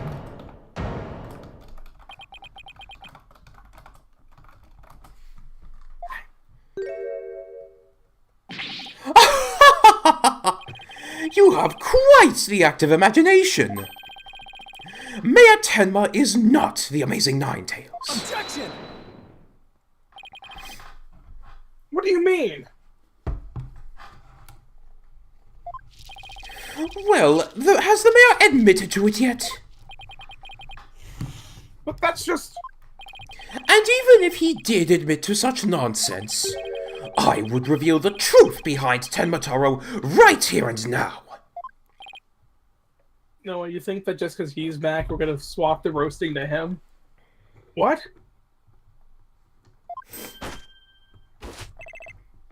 Why you dare reveal the secret? My good friend, the alderman, told me all about it. But it wouldn't be good to expose the truth, what's with the superstitions, now would it? The truth behind Tenmataro? What's he talking about? So, go ahead, say it! Say, I am the amazing Ninetales! I dare you! Objection!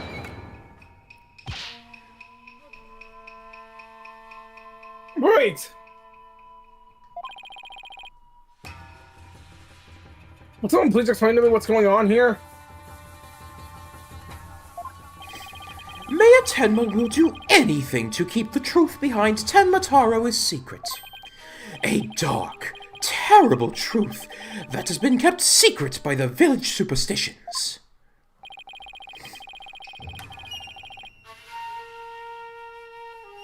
If the mayor admits to being the Ninetales, you'll expose the truth?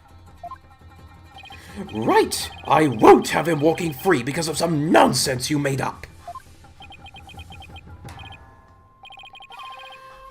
So what's now, Justice Dono? Without the mayor's admission, your theory is as useless as you are in battle.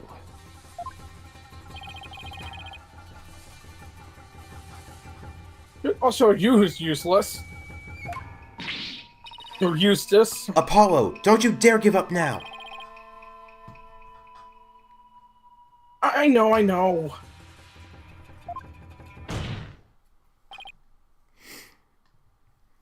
Your Honor!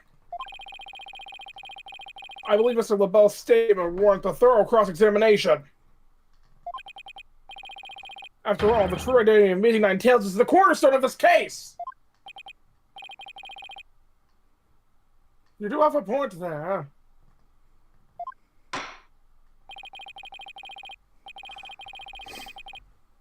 Please answer this court, Mr. LaBelle. Is the defendant Meeting Ninetales or not?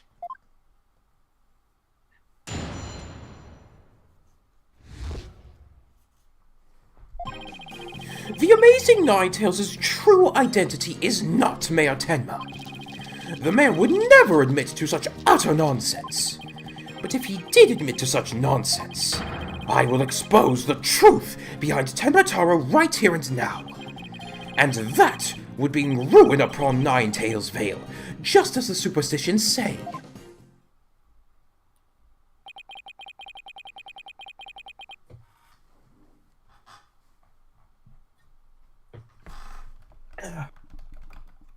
Talk about an opponent into the fire.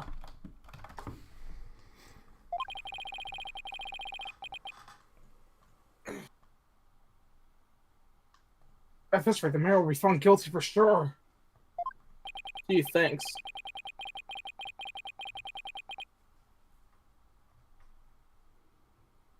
Honestly speaking, if Mayor Damian Tenma is not the amazing Ninetales, afraid I don't see how the defense has much of a case here. Basically, but since when were we listening to logic in this game specifically? And let's just leave it at that, shall we? We all know Alderman QB was the old amazing Ninetales anyway. I mean, that's how Ninetales Vale made a comeback. The Alderman was so popular.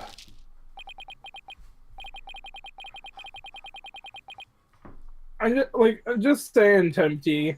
A guy literally admitted that the victim wrote his ID number in case one, and he said my bad, and they just fucking overlooked it. So, everything's off the table at this point. Yeah. Like, I can excuse some Ace Attorney logic, but that is a fucking stretch and a half.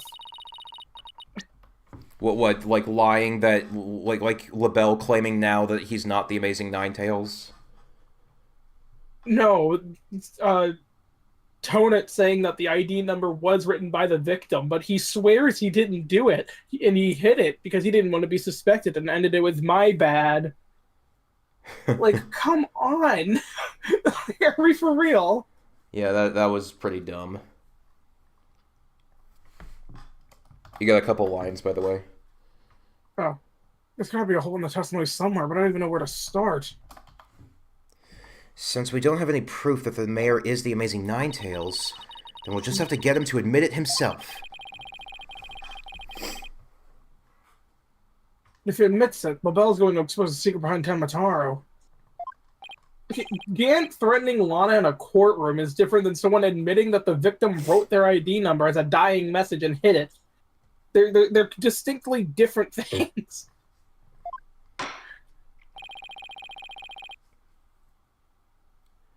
Defense may cross-examine the witness.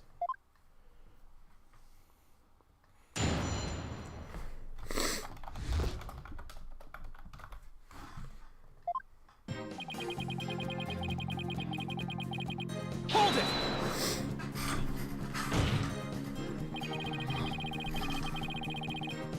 This whole case only makes sense if the mayor is the Amazing Ninetales.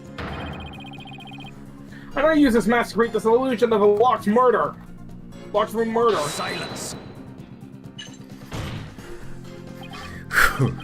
Nothing more than idle speculation. You've no evidence now, have you? Objection!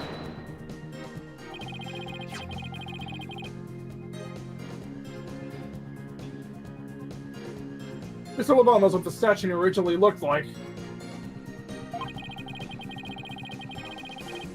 That means he had to be in the Fox Chamber or I was locked tight. Hold it!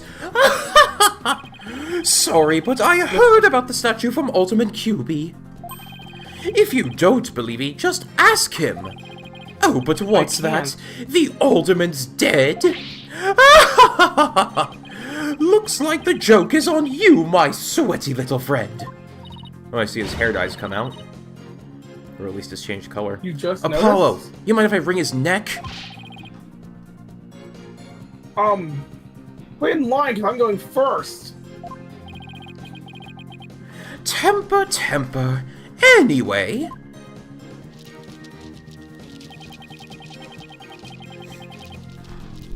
Hold it!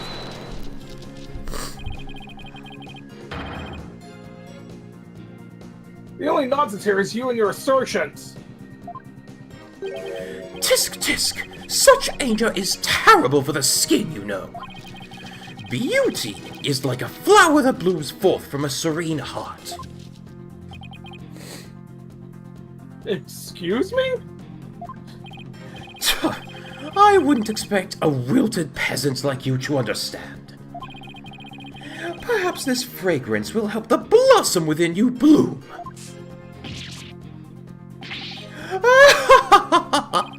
You liked that, didn't you? Enough jabbering about blossoms and whatnot. Get on with your testimony before I slice you into a bouquet of cut flowers. Oh dear, please excuse me. As I was saying, the assertion of our wilted attorney here is utter nonsense.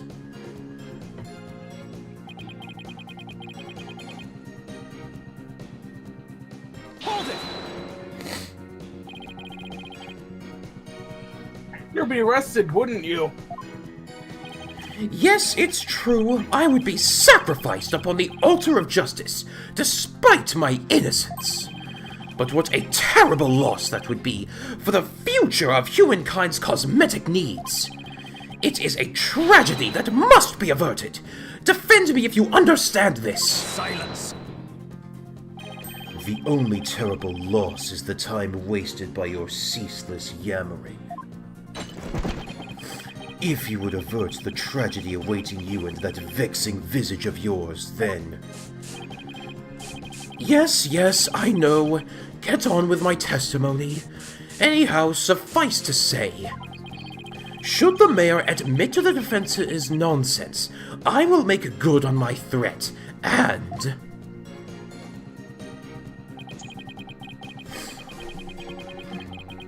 Hold it!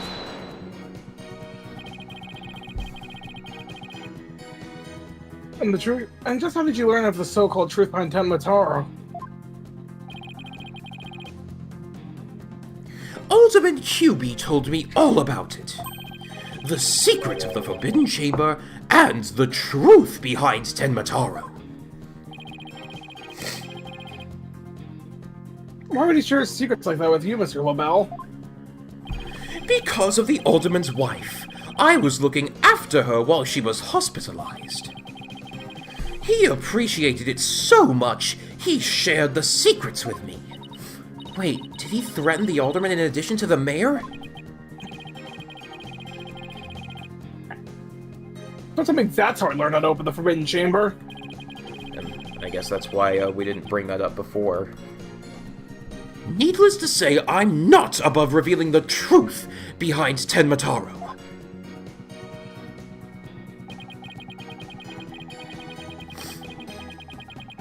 Hold it! Did I mention how much I hate this guy? Who, LaBelle? I mean, you're meant to hate him. Yeah. Yeah, but like, not even the. I don't even think it's even the way they intended. Like, not in a love-to-hate way? Yeah, it's just like he's sort of a nothing burger. Yeah, he's not He's like the literally- most... Yeah, like, I mean, I do think he's somewhat entertaining, but he isn't... He's certainly been done better elsewhere. I mean, he is entertaining, but like he's not really like being that much of a threat. He's literally Yeah. blackmailing. He's basically keeping this trial from ending with blackmail. Like,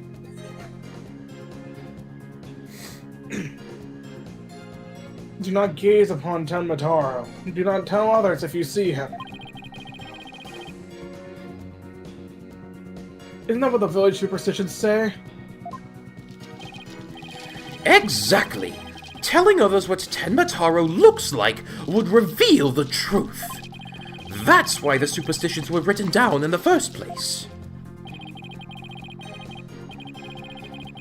And Ruin coming to the village if you free him? I'm warning not to expose the truth. Bingo! And that truth is Tenma Taro is a great, greed-inspiring fortune. That's what all the whole battle over Ninetales Vale is about.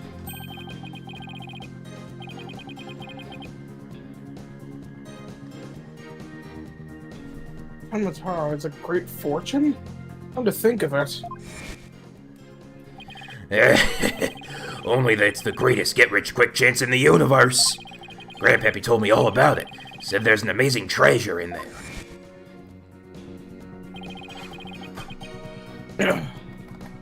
Could Tenma Taro actually be? Mayor Tenma.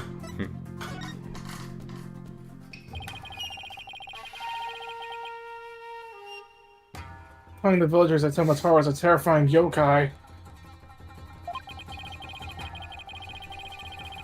is what has scared them away from the forbidden chamber and what the treasure within.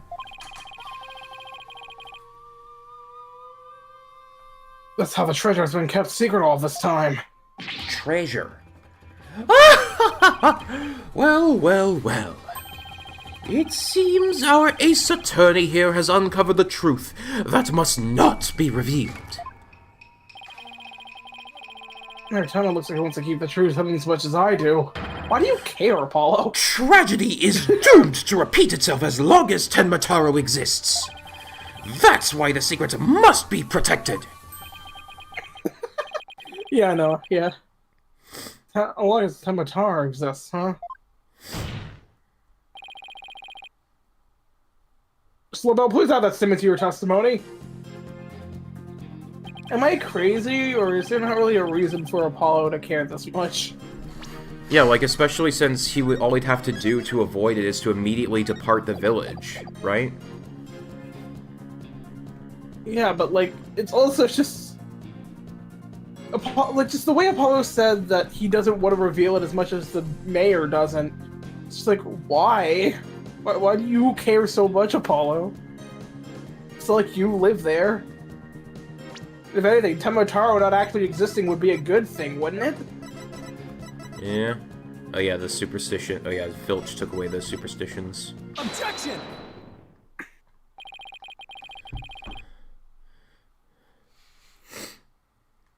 So, about what if Tenma Taro no longer existed? Revealing the truth would no longer be an issue, would it? Phoenix right in the Chamber of Secrets? Haha. If Tenma Taro no longer existed. What on earth are you talking about? Oh, apparently you haven't heard. Heard Tenma what? Taro no longer exists. This is the part where you start doing the frickin' bird song. Oh my god.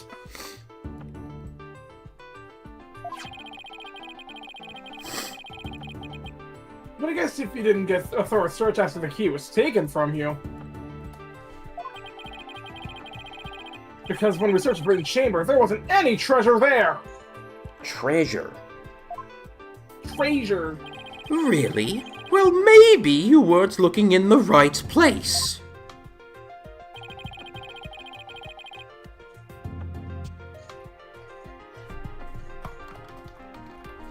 Sorry, I have proof that Tenma Taro no longer exists.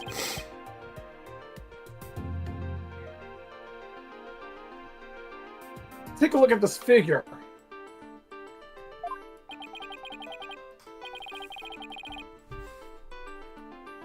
What do we have here? It looks like some sort of creature. We found this in the Forbidden Chamber. It's an Azuki Kojo figure. This great thief, Azuki Kojo. Kozo. Wait, Azuki Kozo. I was about to say, that sounds a lot like Saruki Kinjo. Didn't know he was a thief in his past life.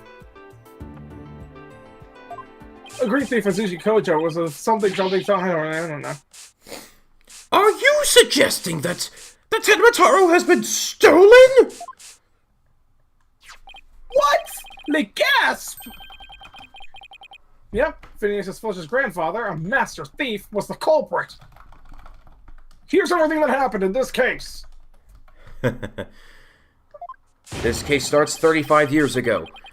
And by that hideous, moronic caretaker's grandfather, no less! You... No! My beautiful golden Tenma Taro was...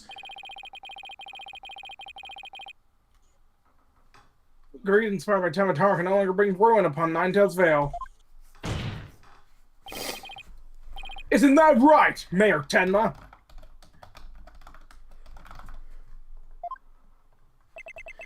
The root of tragedy would seem to be gone. In fact, I now recall the alderman revealing the secrets to me on the day of our meeting.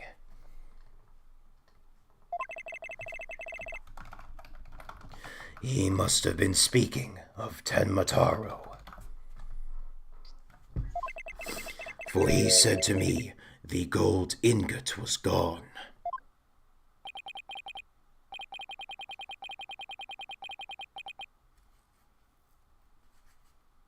The gold ingot? You mean the treasure that's Tenma Taro's true form?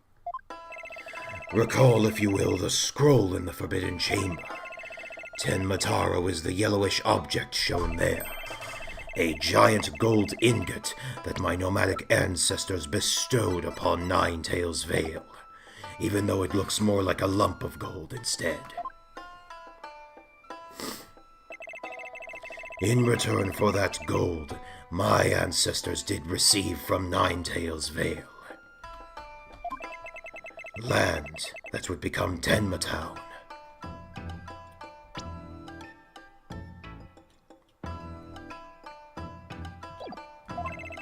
but drive the villagers mad with greed to that great fortune. Bitter was their greed-fueled battle. It was as if they were possessed. My ancestors' gold became as a curse upon their village, a curse of ruin. Thus it was that the yokai Tenma came to be. Oh my god, Noah. So Tenma and the village superstitions were merely fairy tales to scare people away. Did I hear my name? A crime needs taken care of. I'm on my... Oh.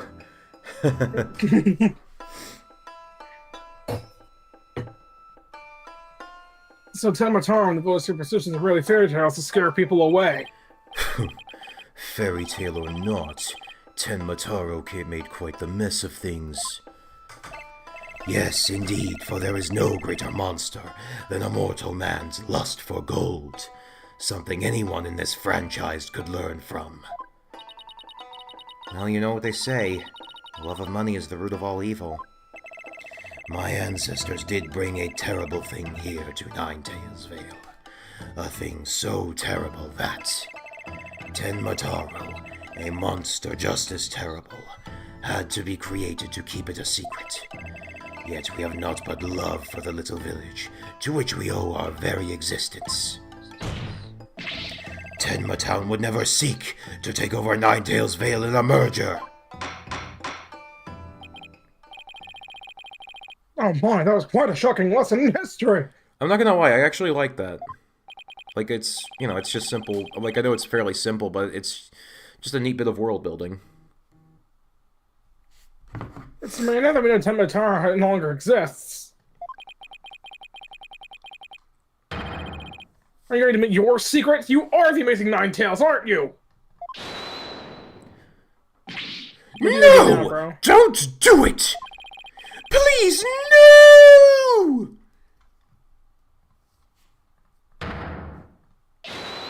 Begone, you demented demon! Now, where was I? The Golden Lord of Yokai, the amazing Ninetales, is indeed me!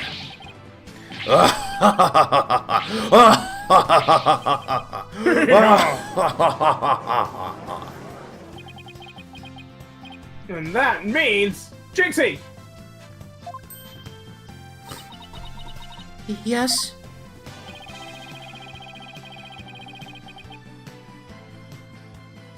The man wearing the mayor's clothes who you saw collapse in the Fox Chamber? Was he wearing the amazing Ninetales mask? Uh-huh. That's what made me think it was Papa. He said he was going to reveal his secret identity to Alderman QB that day, so it really wasn't Papa I saw there, was it? It was Florent's idea from the start. He advised me to reveal my secret identity to the Alderman.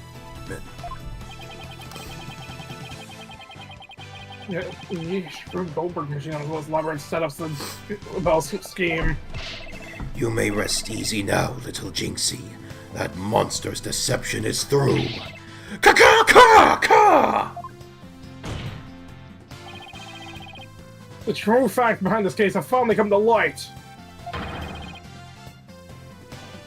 Mr. Tenma did not kill Alderman Kyubi. Lord LaBelle did! How dare you, peasant! Oh, no! I'll be back, Spider-Man! What do you want, bro? What the fuck do you want? What now? Justice Dono, you should at least have a real blade in your hands if you desire to cross swords with me. Or have you mistaken this battlefield for a training ground?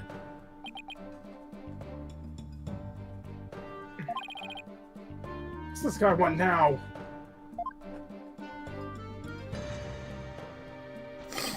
Evidence is like a razor-sharp blade that cuts through bone as though it were butter. But you only have blind guesses, a dull blade incapable of cutting even a cake. He was sleep talking. I see. Yes, you're there, Mr. Justice. After all, evidence is everything in a court of law, especially in this dark age of the law. They're right! Let's see some evidence! Of course, a perfect being like me wouldn't leave any incriminating evidence behind. This is the final battle, just as a samurai must live and die by the sword. You will live or die by the evidence you hold. My swift blade of judgment awaits. Now present your conclusive evidence, or don't you have any?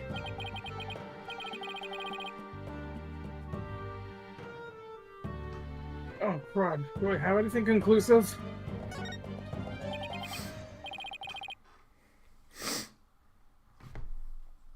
Evidence? Oh, I have evidence. You do?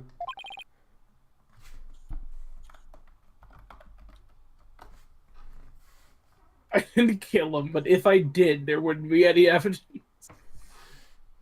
Oh my god. Of course! Of course! It's just the conclusive evidence we need.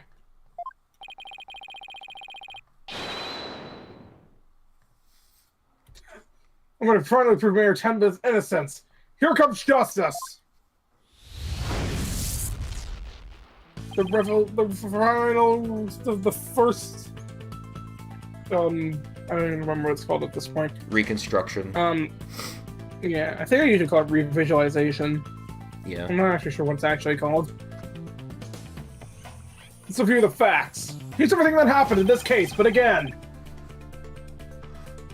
Most damning evidence against the mayor is the crime scene itself.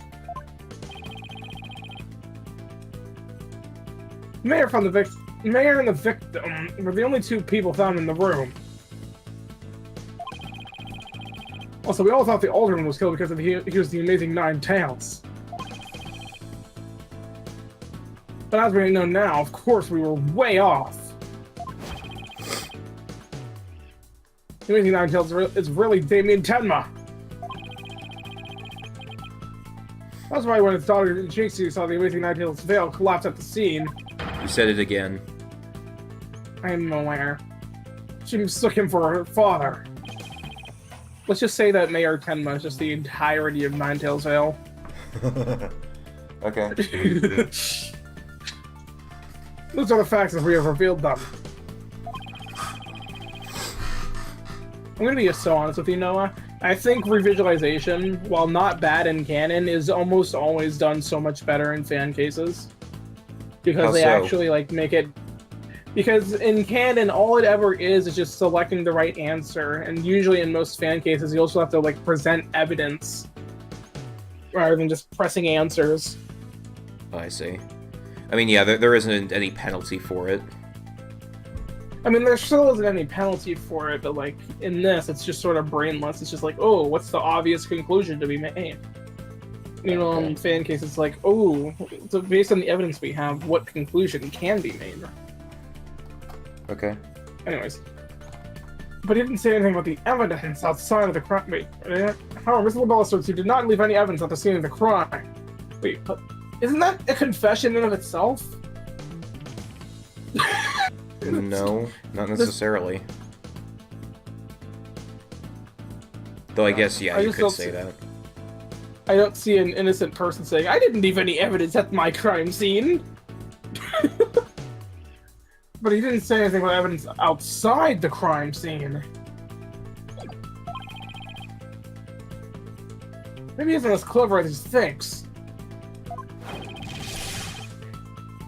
Was any of the evidence found outside the crime scene robust? I was speaking! Sorry. Oh, I know. The Amazing Nine Tails mask was found. It was found washed along the river. What sort of clues does the mask hold?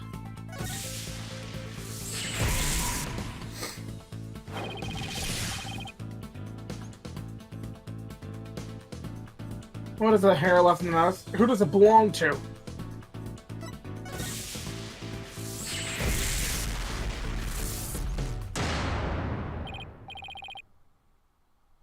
Well, frick, that hair's front lapels. That's a bit of a leap, don't you think?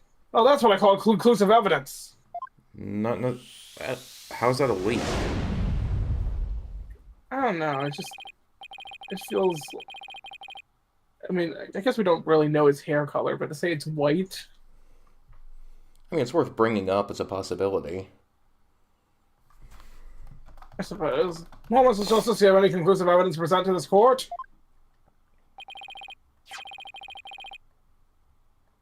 Of course I do. Observe this mask, if you will.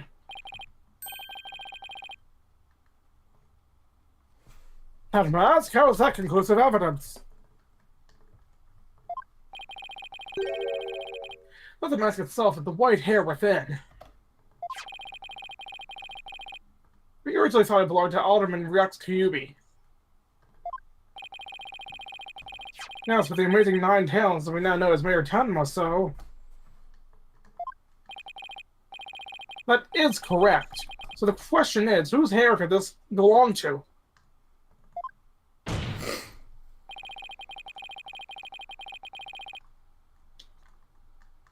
The answer to that is the last person to have worn it before it was discarded. Wait, are you saying that they didn't run a hair test? Or like a DNA test on the hair until now?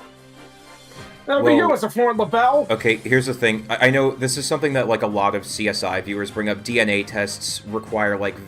Especially for hair, DNA tests require, like... It's very rare that, like, hair can actually, like, be used to trace back to a specific person. Like, DNA evidence is not, like, an open and shut thing like it's presented on CSI.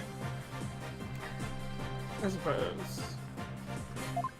I suppose if I would know. What are you talking about? I never had hideous white hair like that! Silence. It would appear your coup de grace failed to hit its mark. This freakish fop is not the white hair type. Because he's busy being one ludicrously garish color or another. Objection! Like Danganronpa another? Oh.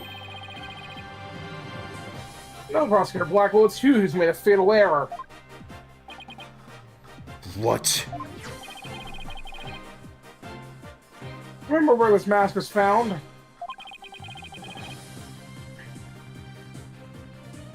It was washed up on the side of the river. With that in mind, this last piece of evidence will solve all of the remaining riddles. Gun deal. Take that! Ah! That's...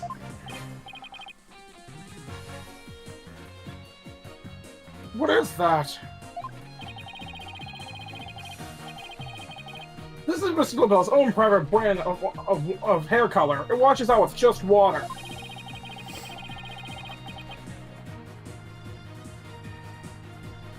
The court will also recall that the amazing Ninetales mask washed up along the side of the village with white hair inside of it. Ugh! What's this? Are you saying that preening peacock's hair color is... And I'm saying, Mr. LaBelle's hair color is a freaky work of fiction. Thanks to the river flowing through Ninetales Vale, we now have a real-life expose! Fuck! White hair in this mask is conclusive evidence proving you're the real killer! A DNA test is all we need to prove it, and then we both know we'll get a match.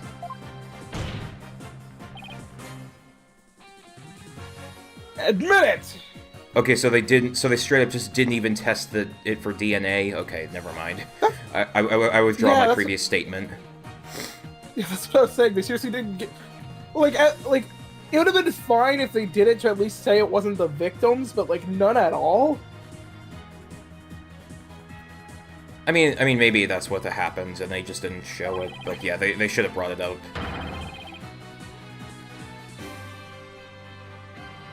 In fact, It should have, yeah, it actually should have been brought up. Considering most of this trial, they were under the assumption that the victim was the Amazing Nine Tails. Yeah. That could have been really good. Anyways. That would have been, like, a lot more interesting, I think, if they did that. Maybe they didn't want people thinking about the twist too early. Yeah. Admit it, Florian LaBelle, you were the one who killed Alderman Rex Cubey! Also, you bring up the point, Empty. That is... Oh, Peasant! sorry, I have to How crash out. dare you! Ah, you profane my beauty like a bottle of rose, like we're gonna start at you like the element. Ah, no, my makeup! Bro was fucking tweaking. Bro was tweaking the fuck out. So he's graying at 33. Holy crap. What do you mean graying? He's basically gray. Yeah. Hello, this is the bell. What's the project is off? This is the bell. The sponsors have pulled out. You're seriously telling me that everyone was watching this trial? LaBelle speaking. You're fired. I'm fired?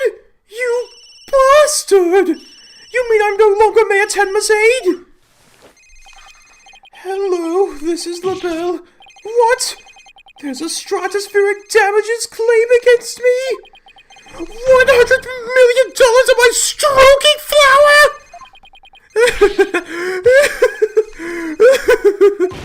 I'm finished! Washed up! Stick a fork in me! I'm done! I didn't know you were kinky like that, bro. This is preposterous. Night Slime and Blackquill defeated. More common than you think. Order in the courtroom!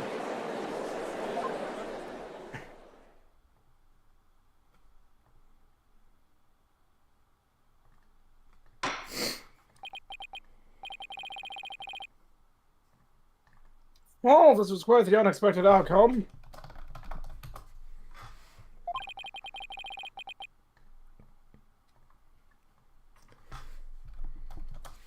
Let's hand it to you, Mr. Justice. You really turned this case on its head, just like that other lawyer, Phoenix Wright. I'm not sure if you've heard of them, though. Hee hee. Well, that was a compliment, right?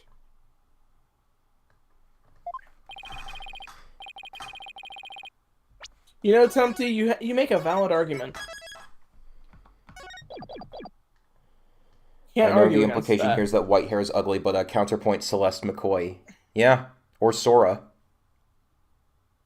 Sora slayed the white hair girl. She slayed it. Well, she is slaying it. We're not done yet. She is slaying it. And Kinji.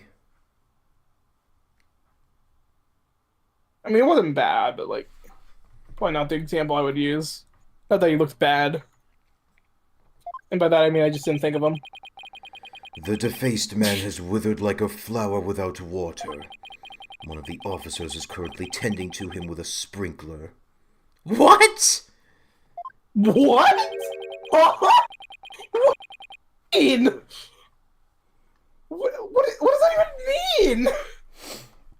I think they're trying to, like, get him to wake up.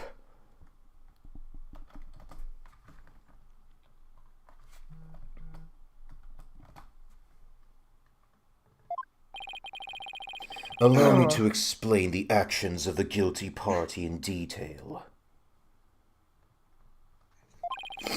The motive, of course, was to steal the gold ingots known as Tenma Taro. However, few are allowed into the manor due to its cultural ties to Ninetales Vale. I mean, he looked alright, Noah. It wasn't that spectacular. LaBelle set in motion plans to gain access to the manor and the gold within via the merger. But the efforts of the amazing Ninetales saw those plans come to a halt. And thus LaBelle murdered the alderman and attempted to pin the blame on Mayor Tenma. I see, but I still can't comprehend just why he would go after the gold in the first place. Yeah, that also makes me wonder, did he really have to murder? This feels like this could have been very unmurdery. Well, I mean, keep in mind, Or, he didn't go straight to murder. That was only after it was clear that he was only doing that, like, after it was clear that, like, it seems like Mayor Tenma might have, it seems like Damian might have been, like, continuing to, work against him regardless. I see. But also, like, it's clear this guy isn't very smart. He wasn't, like, thinking things through. Leaves no evidence at the scene, yet freaking throws away the mask with his freaking hair on it. Genius. I mean, I doubt he could have predicted it would wash up just a little bit downstream. I still can't remember why he would go after the gold in the first place.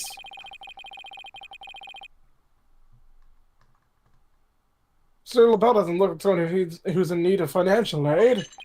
LaBelle hid his past well, much like he hid his beauty with makeup. He's mired in debt. Debt due to pouring money into a brand only he could love. Which is why he sought the gold with such voracity. Too bad for him, someone must have gotten to it first anyway.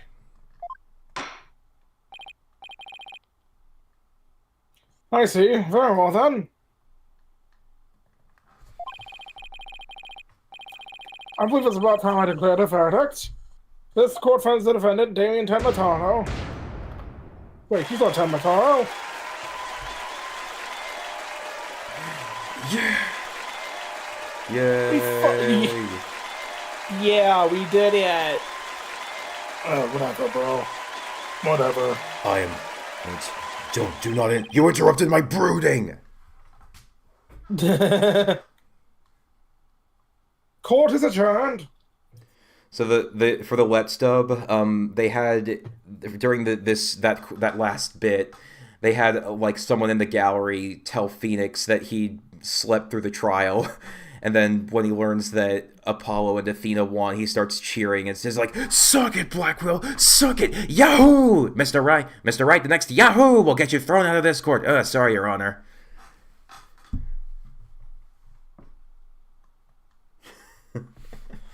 Just love all the ad-libbing they do in these. Noah, are you really sure you're ready for that? I'm not sure if I've told you my problems with it, but I mean, I've heard Reclaimed is a pretty good case.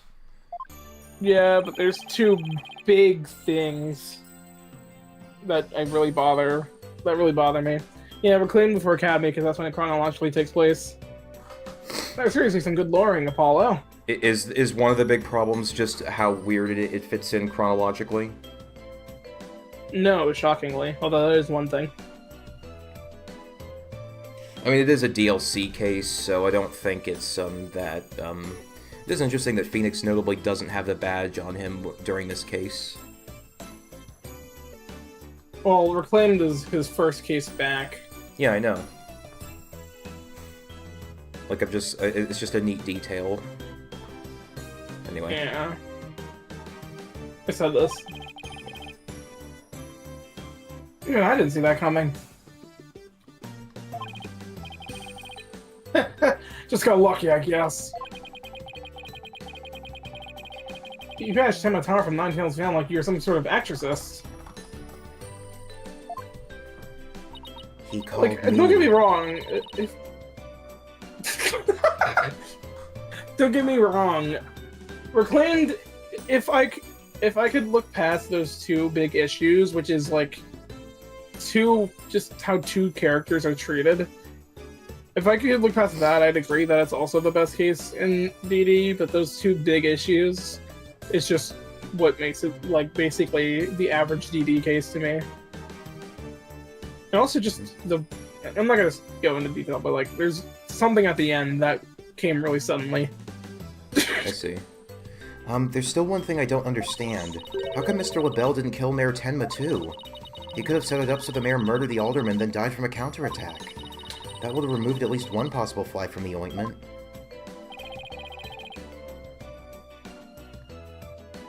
I was wondering about that too.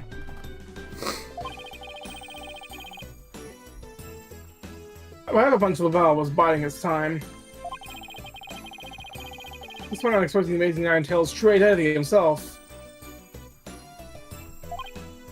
He was... Huh? But why? The mayor was the Amazing Nine Tails. Had LaBelle succeeded in framing Mayor Tenma for the alderman's murder, the rest of the responsibility would have plummeted once his identity was revealed. Oh, I get it! Oh, I get it! The Amazing Nine Tails' veil was just killed. I said it again! If the Amazing Nine Tails was just killed, he'd die a hero, but if he was proved a villain. His friends would abandon him, making the marriage that much easier. Right, then when the murder was complete and everything cooled down... You remember my complaints, Noah? Okay. He'd be able to search the forbidden chamber at his leisure. What an insanely intricate plot. Ka-ka-ka-ka! A most excellent job clearing my name. A feat worthy of the Demon Lord's approval.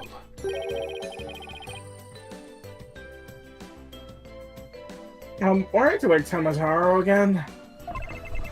Let this be of no concern to you. Why would it not concern me?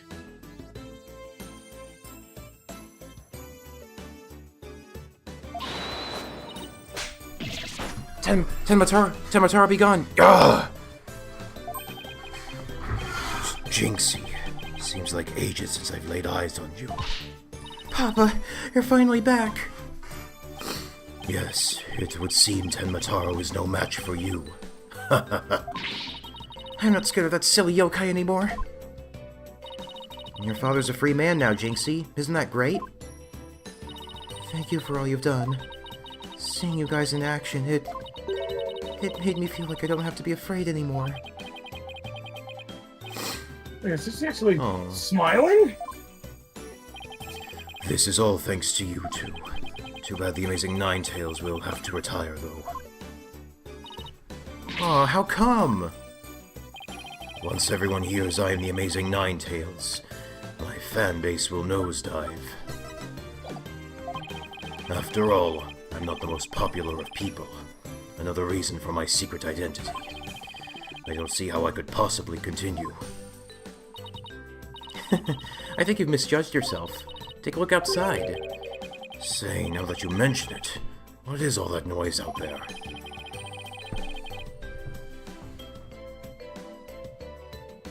A big crowd gathered outside the courthouse once the news broke. Seems they want to get a glimpse of Mayor Damian Tenma. The man behind the mask. And to root for your return to the wrestling ring. Rooting? For me? I thought I was nothing more than a malefactor in their eyes. The only one who really matters is Jinxie. Show her how cool you really are. Yeah, you're the coolest when you're out there fighting in the ring, Papa. Jinxie. Here, I think we'll be needing this. Take that! That's evidence in a case, Apollo. Thank you. Now, if you would excuse me.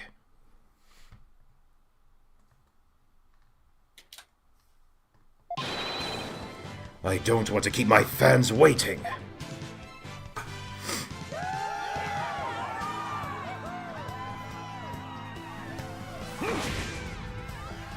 What the fuck?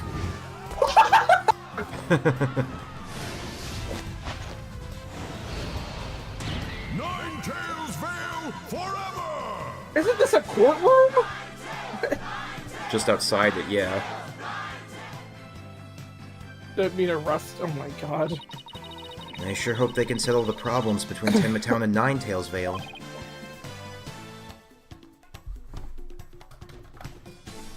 Me too.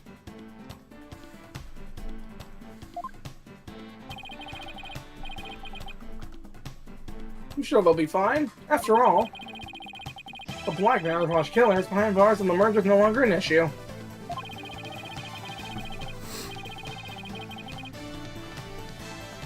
Well, it's the amazing Ninetales is obviously still ahead, and I expect Ninetales Vale won't be too. Well, because we believe in our client. Just like you said. Okay, people. Now that we've got that one in the bag, let's go get something to eat. I'm starving.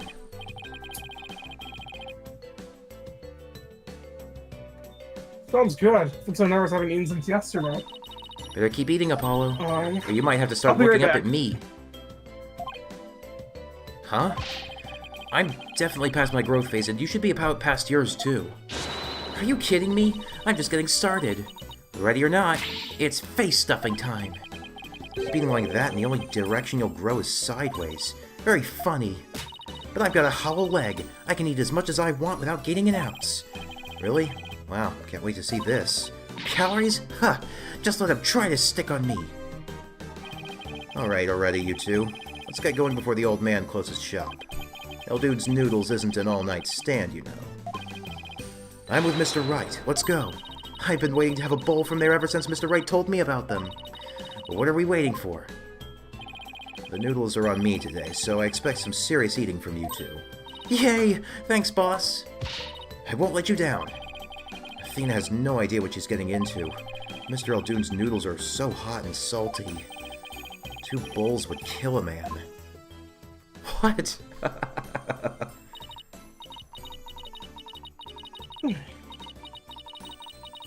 A mayor being a wrestler is as weird as a priest being a wrestler, which is real. Yeah.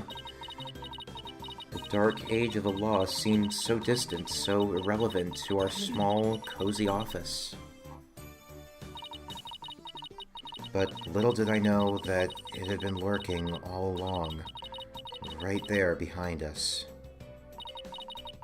The first time it made itself known was during the murder at Themis Legal Academy. That we won't be getting to next time. That case would mark the twilight before the dark, cold night that was to come. Oof, that honestly took a lot longer than I thought it would to end. Honestly, so did I. That took so much longer than I thought it was gonna take. I honestly thought we were gonna be done like an hour ago, and frankly, we probably should have been. Yeah, I mean, I'm willing to keep going into a Turnabout Reclaimed, but if you want to call it here, then I'm fine with that too. I need to see how long the first investigation is. Not next time, though, since we have the,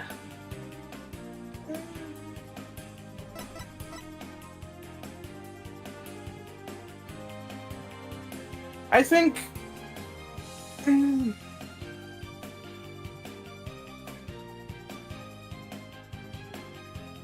I'm not sure. On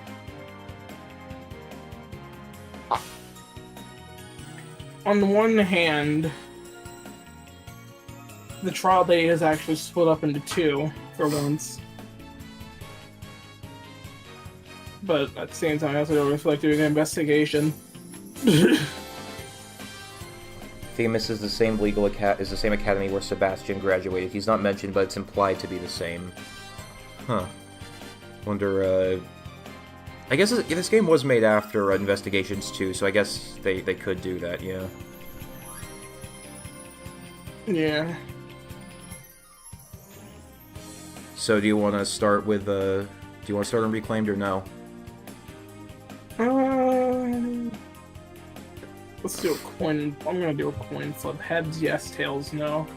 Let's Like, see. if we do, we'll stream for at most another hour. Alright? What'd you say? If it's a yes, then we'll go for an hour at most, unless by the end of that we're, like, very close to the end of the first investigation day. Yeah, alright, we're doing it. Alright. I will go to the bathroom while the opening's starting. Alright.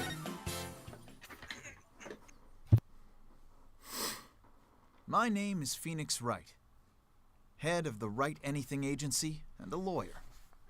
Although, I was doing something else entirely for a while there. As for why I decided to formally get back into lawyering, let's just say there's unfinished business to take care of. Anyway, I thought I'd reminisce about my first case back on the job. And what a case it was. It happened only a few months after Athena joined our office. Don't remember this case having a voiceover.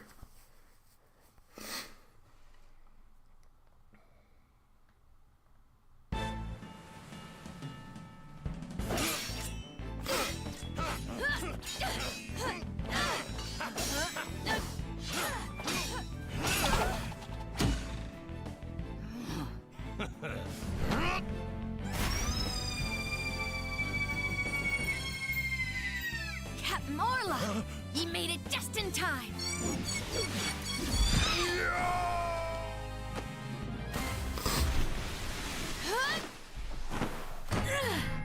We be pirates, we love to sail the seven seas. Just a bunch of scallywags who are as free can be. We swim through storms and waves, all because you see grand treasure and adventures waiting just for me.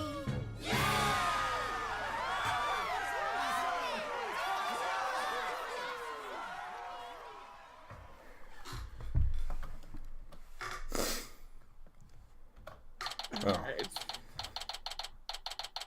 The beginning made it kind of look like the sword fight at first made it look like they were on roller skates. Like, what the heck? I'm not like knocking the animation. Like, the animation looks good, but like they did look like they were on roller skates, you know?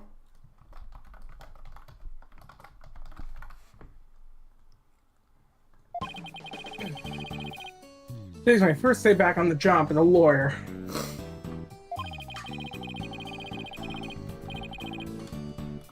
Putting this attorney's badge on again really makes it hit home. Boy, am I pumped!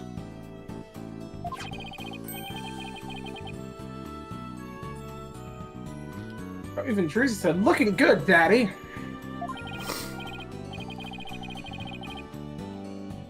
Oh, Athena, Apollo, what do you think of the old attorney badge? Attorney's Wow. badge. This ship-shape aquarium show's great. I can't get enough of it. Wow, they both seem to not care any less. Athena? I still can't believe they showed the Swashbuckler Spectacular on TV. Good thing I recorded this. Now, who's ready for another viewing? I've already watched it 5 times. Let's watch something else now. How could you even suggest such a thing? This show's therapeutic. Boss here asking you guys a question. I found a woman to save in a minute! I'm getting to it. What did you say? What's the therapeutic about? No, I'll get what I mean. It's a therapeutic while I'm watching a killer whale. What? Don't you know anything? Animal-assisted therapy is an established psychiatric treatment.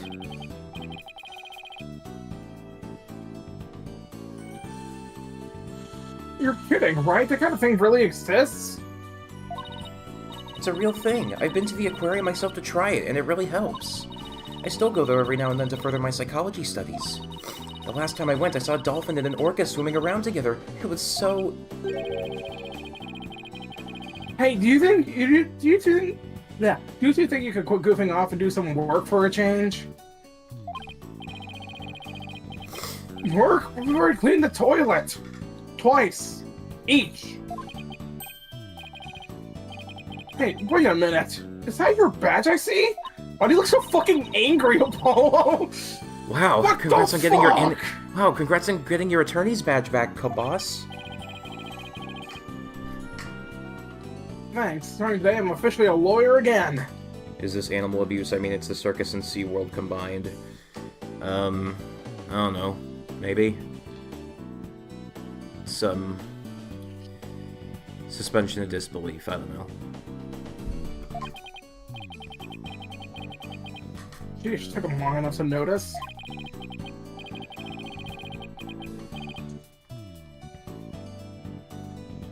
She was so right with that badge. You look so capable.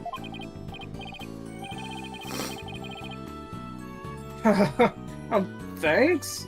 It's not like I was some lazy bum, you know.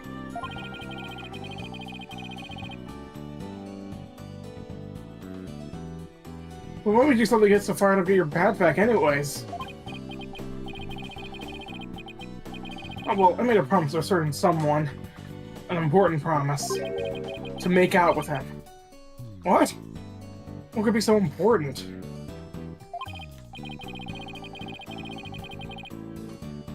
I'm not one to question the animal rights when Black will bring a goddamn bird into the courtroom. No, that's a good point. Yeah. And that the bird is trained to attack people and deliver messages. Yeah. And apparently also nests in the courthouse.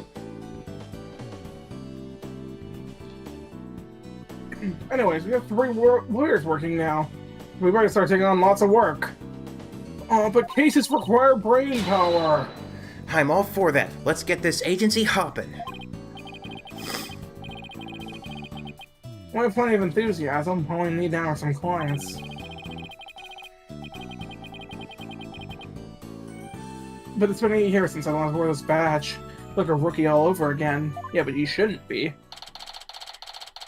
And this just in, the owner of Shipshape Aquarium, Captain Jack Shipley, has been murdered.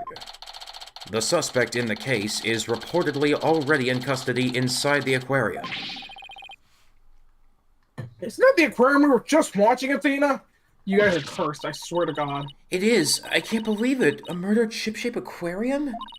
But I love that place. We need to get to the bottom of this. Do you want to voice this character, or do you want me to? I don't even know who this is, so... I think it's probably the, I think it's Sasha Buckler. You can voice her. I'm not Alright. a lot with Phoenix. Really? I guess I'm in luck then. I need Phoenix Wright to save my friend. What the world is this? Are you a client? Wait, that costume looks just like... I've got it! You must work at Shipshape Aquarium. That's right, you minnow it. I'm Sasha Buckler. I perform like an agile catfish in our pirate show. It'll blowfish your mind.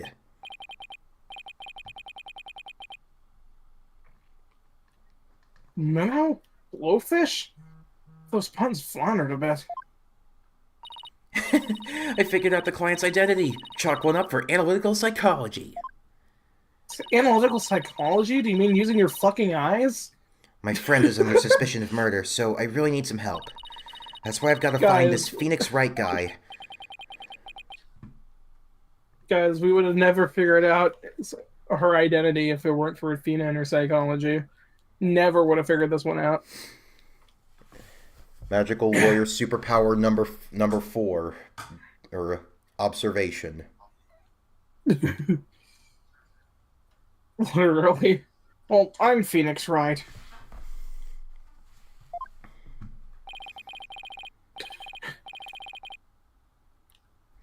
Definitely from S-Series 2, yup.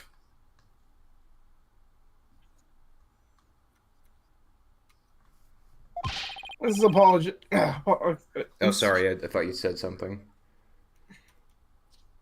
If there's anything you need, all you have to do is ask.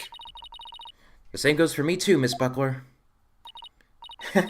Just call me Sasha, and I'll call you all by your first names too, if that's alright. Phoenix, Apollo, Athena, you have to help me. Please save my friend. Guess we better start by asking her more about our defense request.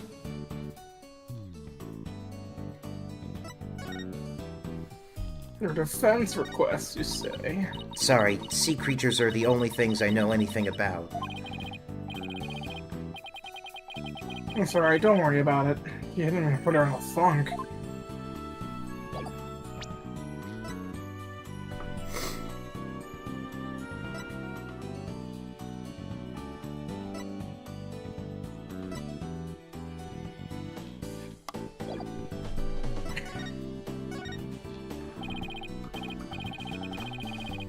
Miss Buckler, Sasha, can you tell us more about why you need our help? My friend is suspected of murdering the captain of Shipshape Aquarium. Captain? I thought the victim was the owner of the aquarium. Same diff, bro. Yeah, well, our aquarium has a pirate ship theme. That's why we call the owner our captain. We call the employees crew, too. Pretty unusual aquarium you've got there. Anyway, one of the crew members, my friend, is being suspected of the captain's murder. They've already decided she's guilty. I think they're going to give her the death penalty. That's a bit much, don't you think? What? What happened to due process? But my friend is as sweet and gentle as a whale shark. She wouldn't hurt a guppy. I know there's no way she murdered anyone, but they won't believe me. But with a name like Wright, I figured you'd be able to help me set them straight. That's the only reason you came here? I thought somebody should pick you up because of a bad pun. Excuse my reputation does not precede me, then. Seriously, my name can't be the real reason she's here. Can it?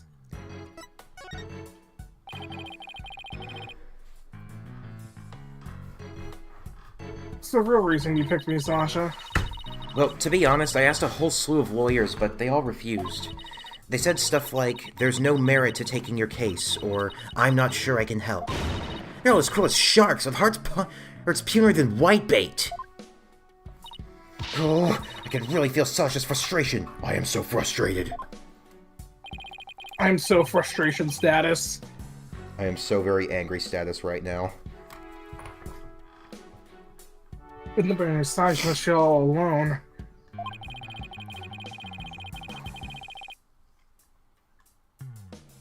But helping people like her is the whole reason I became a lawyer in the first place. And then I heard about a lawyer named Phoenix Wright. They say he defends clients to the end, no matter how bleak the circumstances.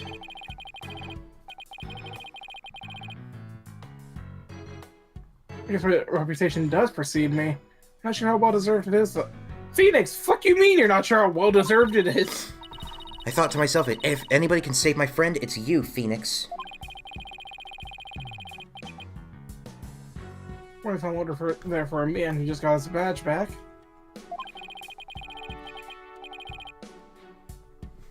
I don't want to let Sasha down, or her friend. Let's help her, Mr. Wright. Let's save her friend. That's what I was thinking. Sasha will accept your case. You will? Oh, thank you. You're a lifesaver, literally. Well, no time to stand around and mull it over things. I want you to meet my friend right away. Come to Shipshape Aquarium with me. You got it.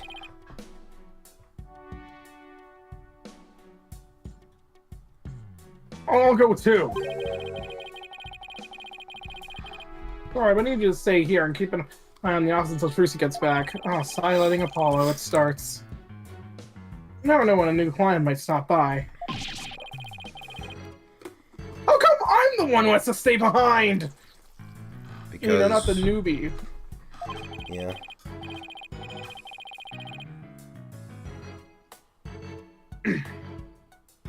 Thanks a million, Apollo. Well, ladies, let's move to the aquarium, shall we? Do we really have to freaking read the move? We know how to play the game. Well, I mean, you don't usually get to do anything until, like, during the first conversation, until you don't get to move during the first conversation, right? Like that's been, I think that's been standard for the other games as well. Is it? I think so. Really There are times where, like, I'm pretty sure. Actually, no, wait, no. I think that isn't the normal. But now that I think about it. Well, like I'm certain they must have. But anyway, moving on.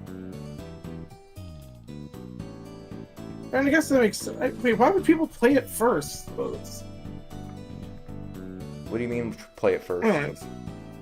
Like in the DLC first, like before even the first case, I guess. Oh, before the first case, huh? I mean, I'm playing it. I'm playing it now because that's when it takes place chronologically.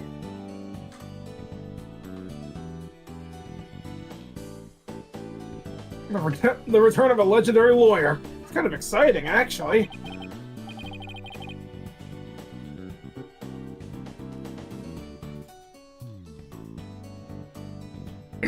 Kind of? So how do I look with it?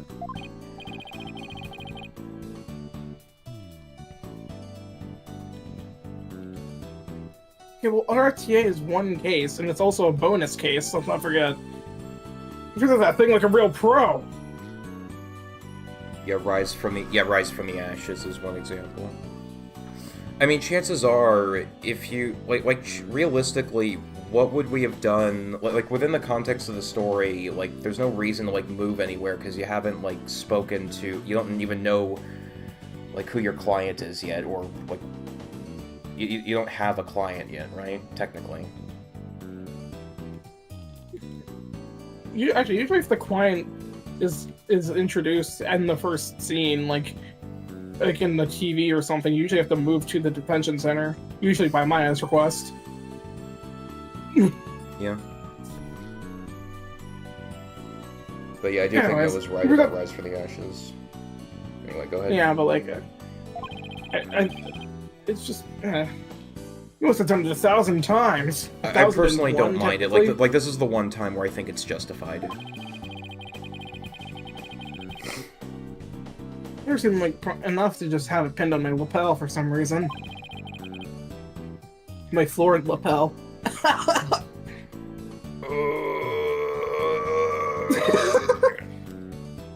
I kept wanting to show it off. When I first became a lawyer, I flashed that thing badge left and right. Run! You still do that, actually. Everyone does. Even Detective Gumshoe.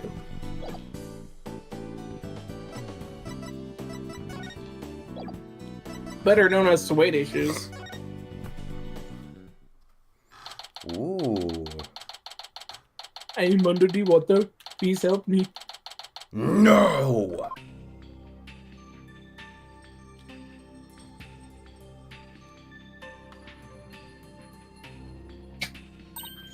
Wow, this is gorgeous. It's just like being under the sea.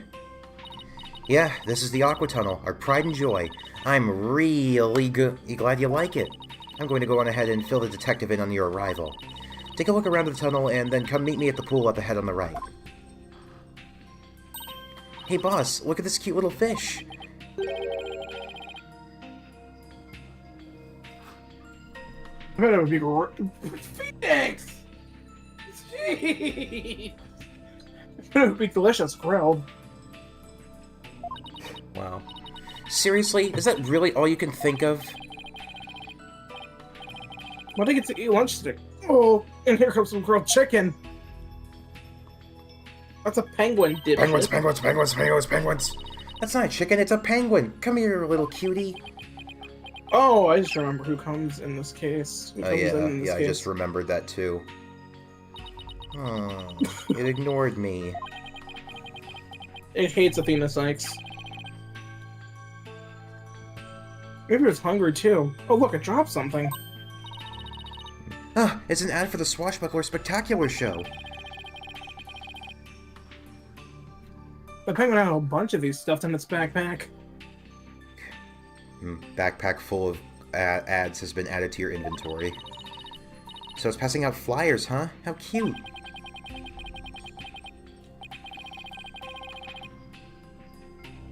A carrier penguin that distributes flyers? You can use one of those back at the office, if I could afford it at least. Hungry penguins. Penguins! Oh, whoops. Well, we can't keep the client waiting. We better get going. Yeah, you're right. Time to roll up our sleeves.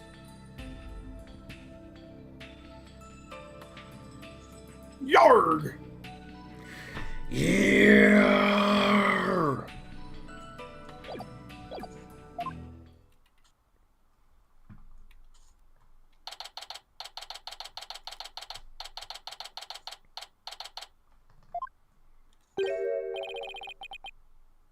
Huh? I don't see Sasha. God damn it, I forgot he would be here. Bro just disappeared in the last trial day. I'm gonna be so honest. I forgot he was even here. Yeah, he didn't show up at all during the... I mean, I guess he didn't have a reason to show up in the second day. Like, do you not want to voice him? No, I just forgot he was here. Oh, are you the two lawyers Miss Buckler mentioned?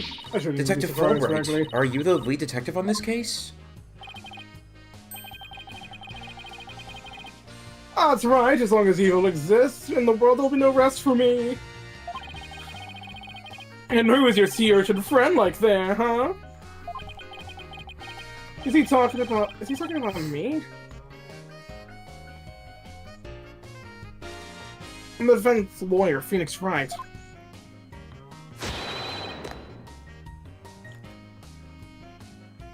I'm Detective Bobby Fulbright.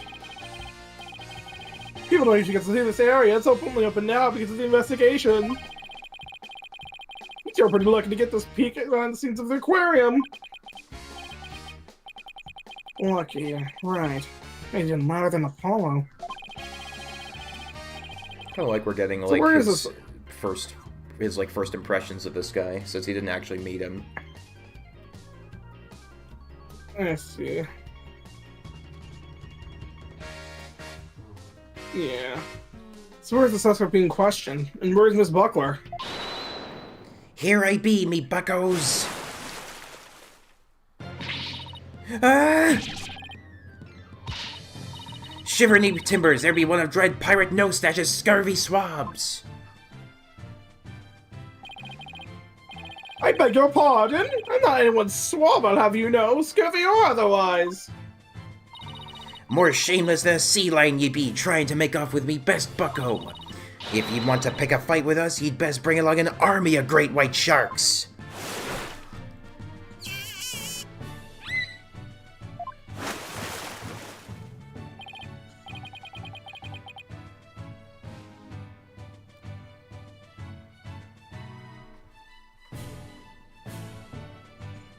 So, Sasha, what's going on here?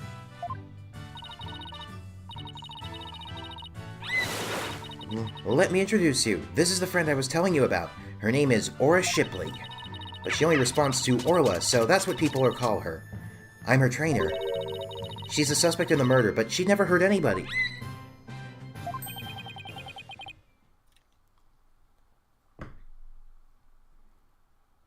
She's the suspect? Yeah, and thank goodness you came before they put her down. I'm really grateful to the two of you. I just know you'll save Orla.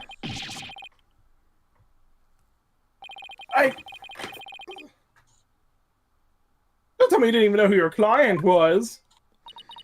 An orca is the suspect? Our client is an orca? Is this for real? Oh, did I forget to mention that? Oopsie.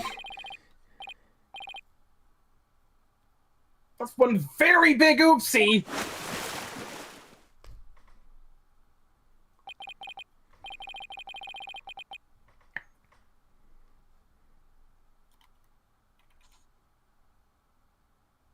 Wait, what was with that mustache earlier? Oh, this be part of me costume for the Swashbuckler Spectacular. When I be wearing the mustache, I be one of Captain Orla's swashbucklers. A transformation as dramatic as a pufferfish's, wouldn't you say?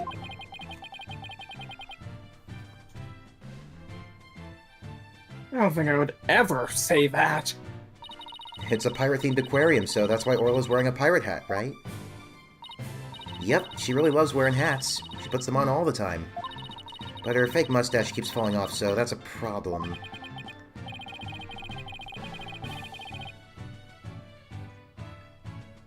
I see. Well, why don't we start you telling us a bit more about yourself, about Orla, I mean. That'd be everything Orca, actually.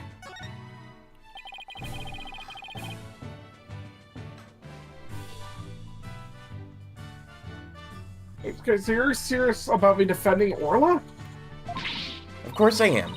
You're the only one who can do it, Phoenix. I heard you once questioned an animal during a trial, and that got your client off the hook. No That way! was a very You different did situation. Yeah. I might have did something like that before. Cross-examine the parrot. No, it's a way to talk about it, Corlin. What? Nothing.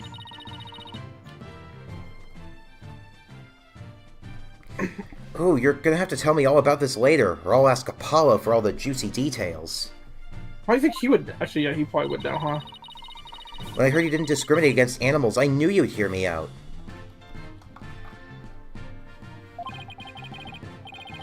I have to warn you, though, I don't know anything about orcas. Parrots are more my style, you know? I mean, they don't eat people, do they? Ah! Yikes! I think I made her mad. I won't have you talk that way in front of Orla. Orcas have feelings too, you know. Yeah, boss, they have emotions just like we do. Sorry. Is anger the only feeling I inspire? Okay,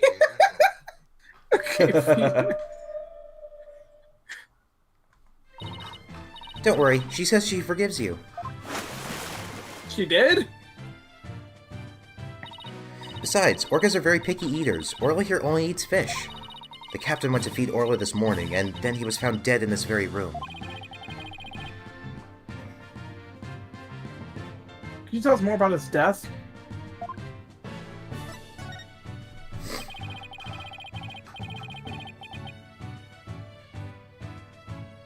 So the owner of the aquarium, Jack Shipley, was discovered murdered. Yeah, it was about 10:10 this morning, just after the aquarium opened. A visitor was viewing the orca pool from the visitor's corridor and screamed.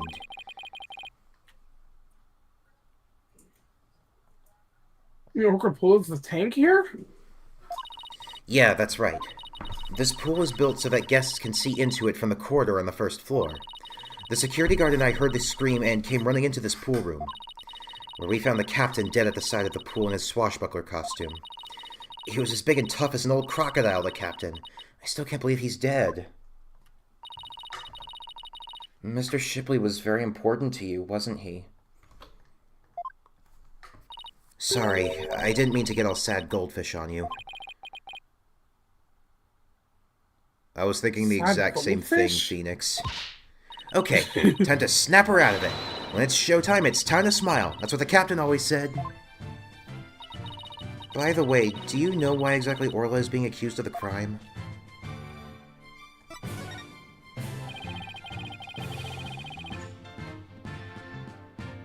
Can you think of any reason why Orla would be suspected? The police think Orla went berserk during the practice for the Swashbuckler Spectacular. But Orla would never do anything like that, right, Orla?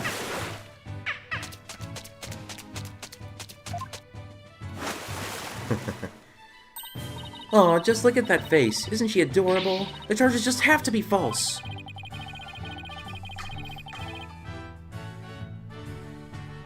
I hate to break it to you, but the police don't usually base their decisions on cuteness. Wait, they don't? Oh no, yo.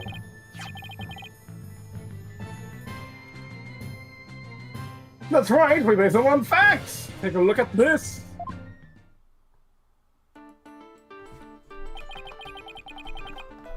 A photo of the victim, huh? A wound on his head.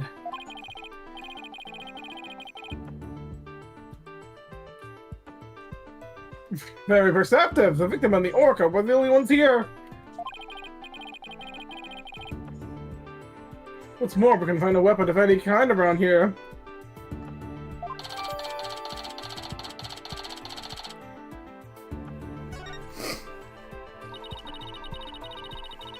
So, what's the theory on how Orla supposedly killed the victim? They say sometimes orcas kill their prey by running into them underwater.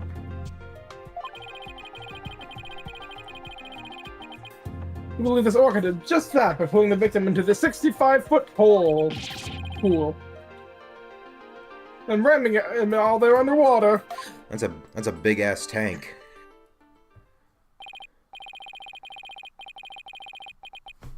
Hey, suspects as it were, this could be one tough case.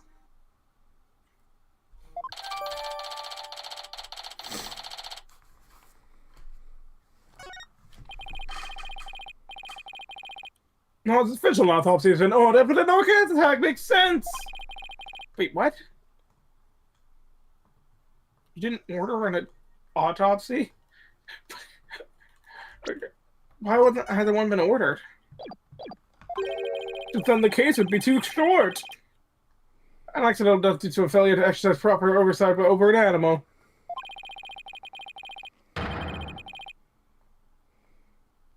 A medical examiner said it wasn't a homicide, so we don't need an autopsy. So, what? So Orla's going to be put down without a proper investigation? That isn't fair! That's nothing short of police negligence, Detective Fulbright! Negligence? Because it was determined a homicide, there's nothing we can do, Miss Sykes. Officially, ordinarily, the owner of the aquarium would be held responsible for the oversight failure. But the owner of is the victim himself, so all we can do is hold the orca responsible. Phoenix, isn't there anything you can do? They're going to put Orla down. Sponsor and Orla are depending on me. I do everything I can to help them. But how do I help an orca? Wait. Yes, I can do this. Set Orla free. Set her free to be a serial killer.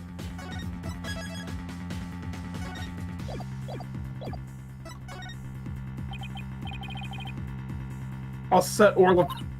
Okay, I'll go up to the Watergate. If you think I'll just let you set the suspect free, you got another thing coming!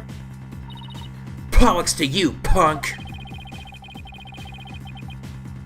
Guess I can actually try to prove Orla's innocence. I guess I'll truly set her free, which means... we're really gonna defend an orca in court? Like, I know it has to happen, but, like... seeing it actually happen is still insane. I have my badge back now, so I don't know exactly what I've got to do. Nothing he isn't used to. Nothing he's not used to. Okay, yeah, he's talked to a animal in court, but he hasn't defended one. First time for everything.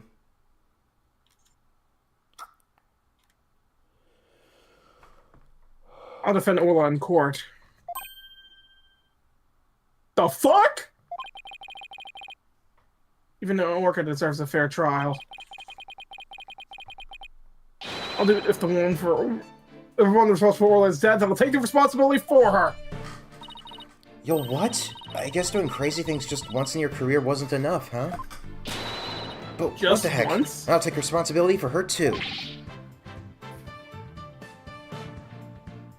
Are you too insane?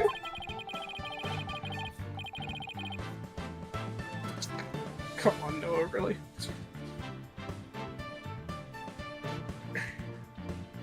This is a case of accidental death caused by an animal, not a murder case!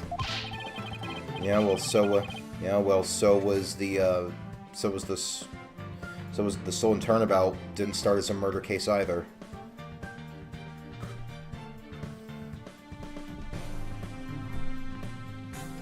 Well, with no evidence of the foul play, this case will never go to court! Let's investigate the crime scene. If we can prove this was a murder, we might be able to take it to trial. And then Orla would certainly need the help of a few good lawyers. You think I'm good, boss? Well... I guess so. But who's ever heard of a trial for a killer whale? Just because it's never been done before doesn't mean we can't do it now. But...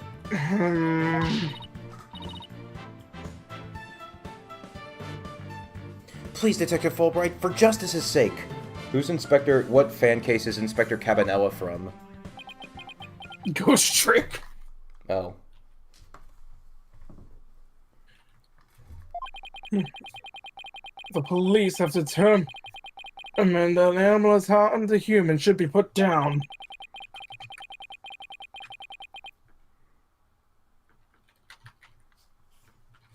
But I just don't know for sure whether that was a just decision.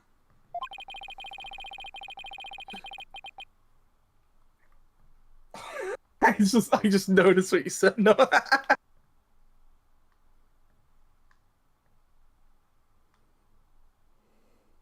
If your sense of justice compels you to take it on the defense of this animal, well, showcasing my my level of familiarity with Ghost Trick, or my lack thereof.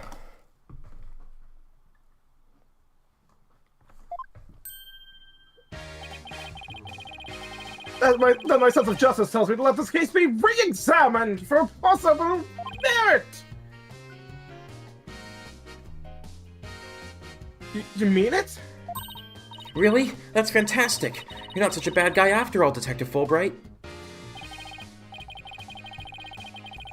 Just remember, this case hasn't officially been recognized as a homicide yet. But I'll give it to the prosecutor's office, but I'm not making any promises.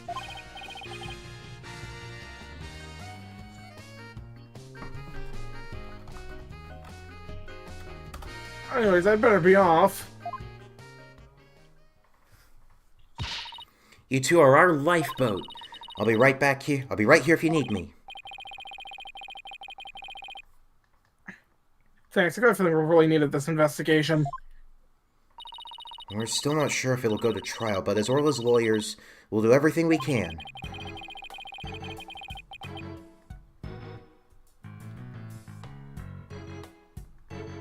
To get this case to court, we'll need a prosecutor to make an indictment.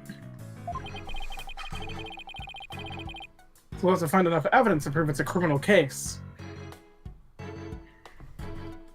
I mean, we've been playing it fat. I mean, we've picked up the pace in the past 2 weeks, and it has been in months, so I'd say we're doing pretty well now. Just Let's... There just has to be something that shows the culprit was somebody other than Orla.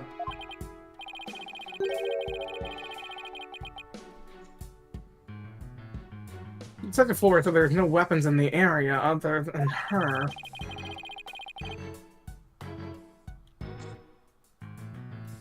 So we better look for something to prove him wrong.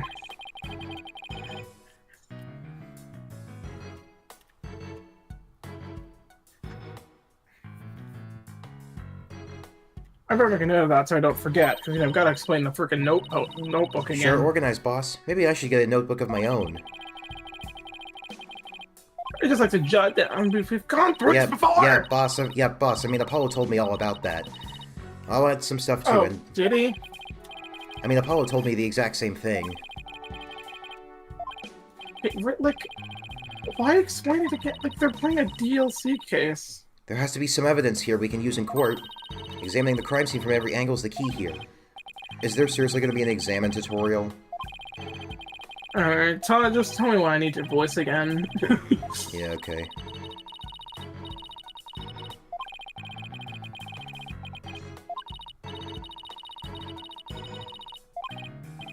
Really Why trying to talk? Why are we already did this! We literally did this already! Like, in this case!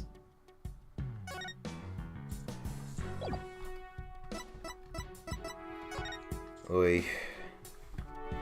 Oi!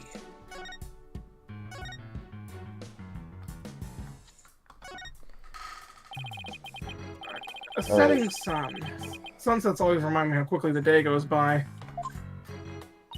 Oh, boss, it's just a painted backdrop, you know. A painted what? Backdrop. No, you're lying to me! You mean backdrops aren't real anymore?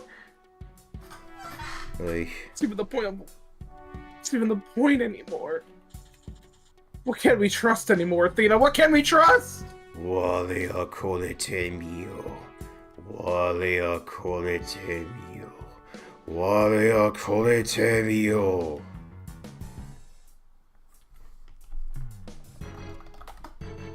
Oh, Athena, of course I know. She's not a dog, Phoenix. I guess they use it for the Swashbuckler special. It looks handmade. Oh, I just got an idea. Why don't we make our own not guilty backdrop? What? How'd that work, Athena? Just let her have her paint it moment. and then...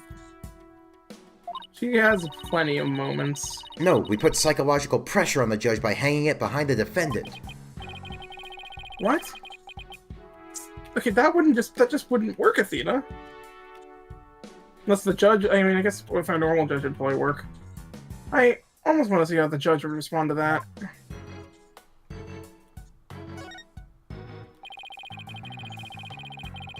There's a piece of meat in a plastic hoop suspended from the ceiling.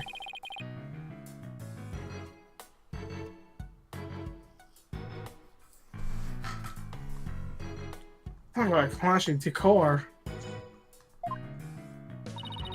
I guess Orla really likes meat. Who knew they fed her such large chunks, though? All orcas are carnivores. You knew that, right? Of course, silly. And I love meat, too. Protein's your body's basic building block, after all. You love meat, huh? Well, that meat is made out of rubber. I doubt Orca could really eat it, even if she...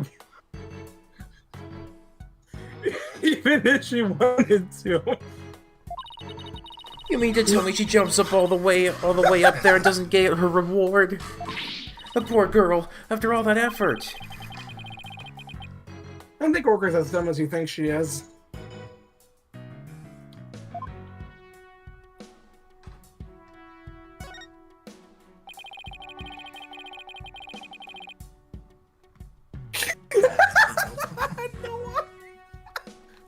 So true. Is it? I'm guessing that's more ghost trick stuff. Yeah.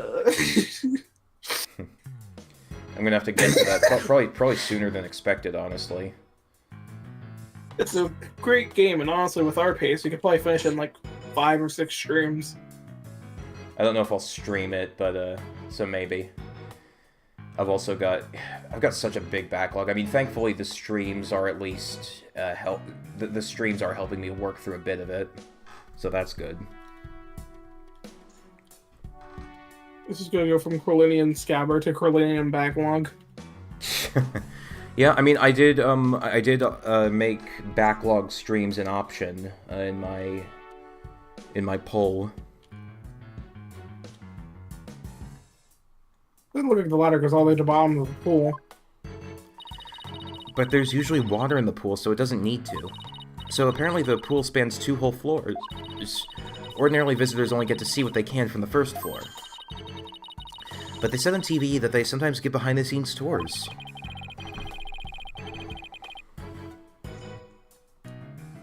Sounds like that Swashbuckler Spectacular you reported is really coming in handy.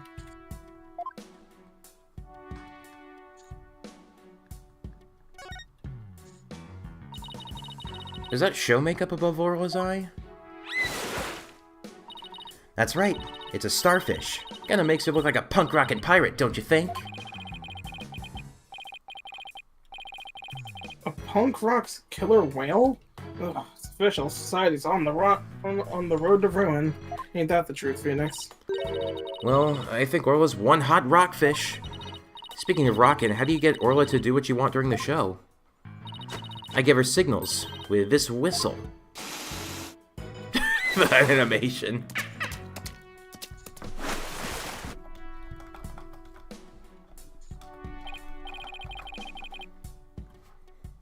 Oh, I didn't hear anything just now. The sound's out of the range of human hearing, just like a dog whistle. No, Orcas have better hearing than people do. They can even hear the whistle underwater. No, I still don't even know when that's gonna be. That's so cool. I wish I could give commands to Orla. I mean, theoretically, you could. Anybody can do that. All they'd have to do is learn the signals. Here, Athena, you can have one of our whistles. Consider it a present. Gee, thanks. As for the actual commands, I'm afraid I can't teach them to you. They're top secret. What? Aw, shucks. Oh, shucks.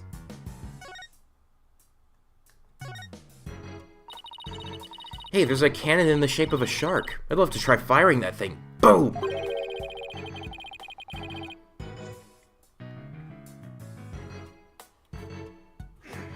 Are these cannonballs supposed to look like fish eggs or something? They look like the Dragon Balls without the stars. But why fish eggs? Why not baby sharks? Think about how crazy it would be to have sharks go flying through the air. Watch the thrilling life-or-death struggle as the little tykes fight to stay alive out of water. I can see it now. The drama, the mayhem, the whirlwind of teeth, the Sharknado.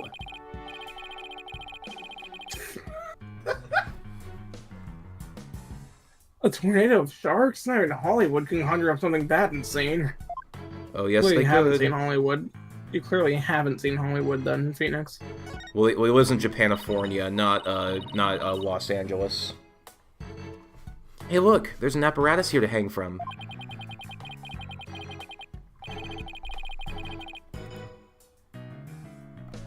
I don't think it's for people to hang from. It looks more like a crane to move things.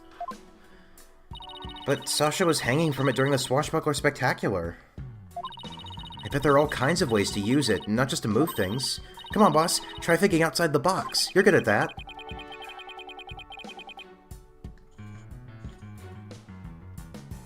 Is she trying to say I have a narrow-minded view of things? That's not what she said at all, actually. Is this what Phoenix thinks Maya would say if she were here? Projecting much, Phoenix, gosh.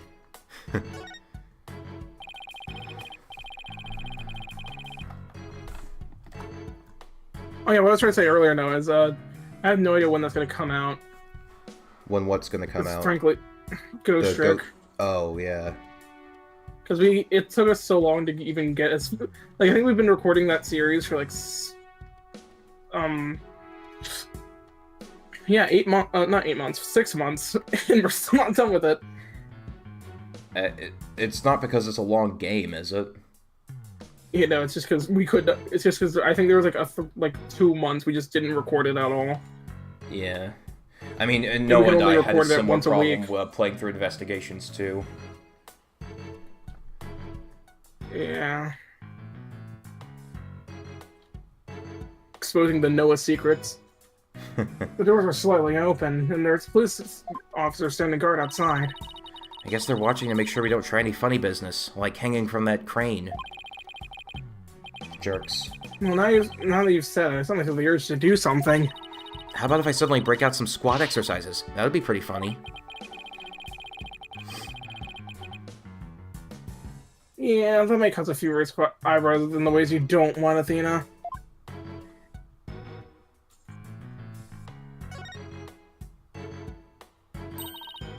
What a mess. Was all this stuff knocked over when the victim struggled with his killer?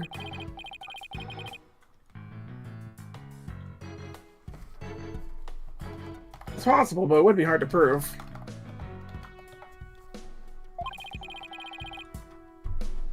Let's take a closer look, shall we?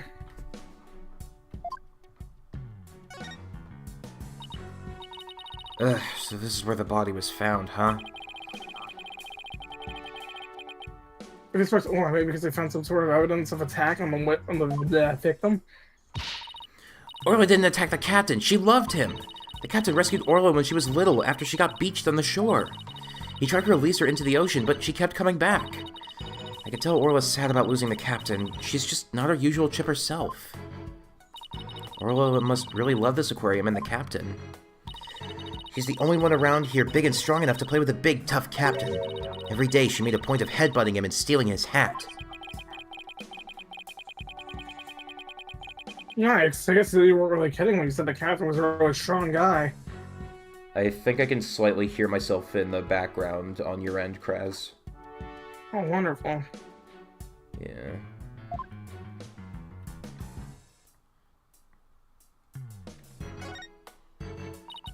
Look at all of this stuff scattered everywhere. I see some swords. I wonder if they have anything to do with the case. They're made of rubber. I thought they could be used as a weapon. But I still bet if someone got whacked with one, it would sting quite a bit. Yeah, I guess it would. But I think I could stand the pain. What? Yeah, good for you. Oh look, there's a blow-up dolphin and an anchor too. Mr. Wright, are you even listening to me? Stop looking at those toys.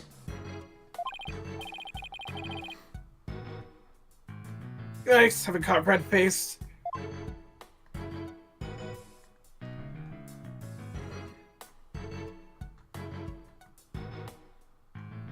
I think that's everything here.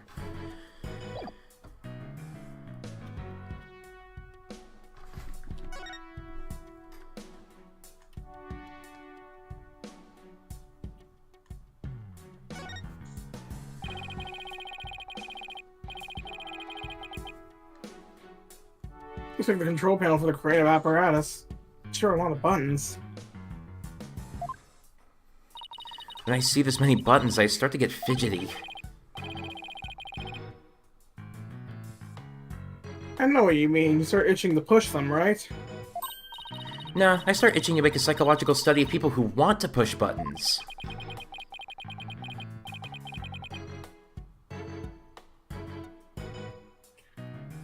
Need to remind you that I'm your boss and not your guinea pig.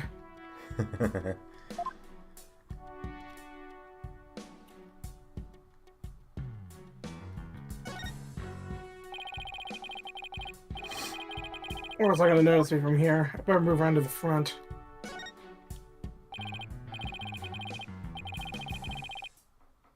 Oh look, there's a ball in the water. Is that another prop for the show? That's one of Orla's toys. She plays volleyball with it. It's usually in the bin. I guess I must have forgotten to put it away yesterday. Wow, I wish I could play volleyball with Orla. You have as much fight in you as a mean old lobster. I like it. There aren't many people who want to be on the receiving end of Orla's fastball. Her fastball? Yeah, she likes to be naughty and slam the ball into things around the pool. You should hear the sound that ball makes when it crashes into stuff. Well, maybe some other time.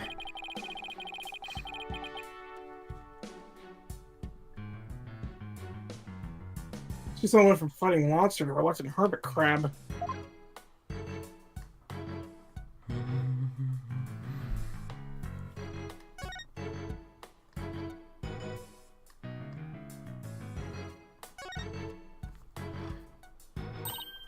Yikes, look at that huge octopus.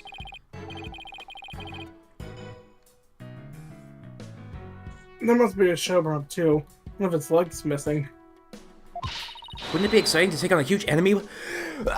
Excuse me. Wouldn't it be exciting to take on a huge enemy like that? Sorry, what? God bless you. I know, that was probably really loud. That was explosive. I'd like to give it a try myself. As a lawyer, that is.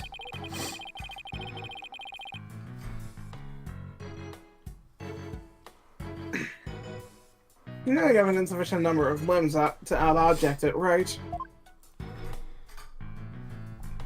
Phew. I guess that's about it.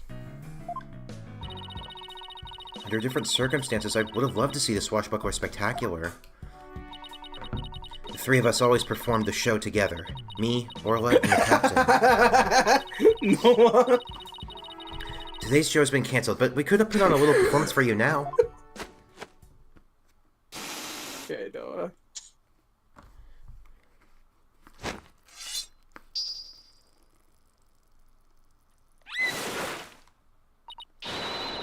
We be Captain Orla's swashbucklers, me buckos. We love to sail the seven seas.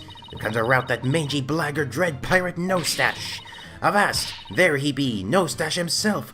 Prepare to feed the fish. Am I like a roll as a no stash?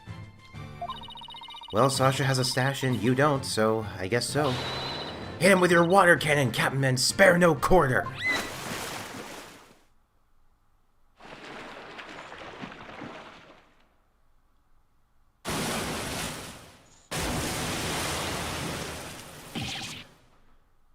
Ah!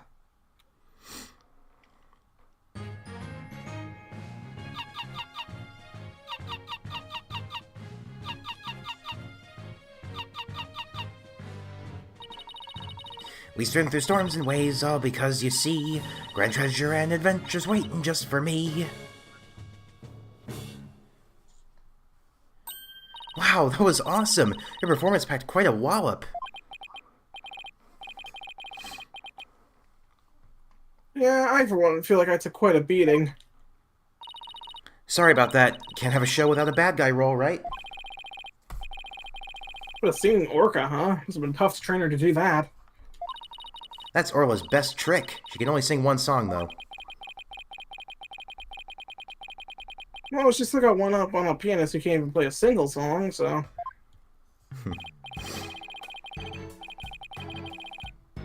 Well, now that we had the show, we better do some more investigating. Good idea. Let's go to the Aqua Tunnel. Okay, no need. We can move ourselves, game. We don't need to be told where to go. Right, but first, time to rack up some of them achievements.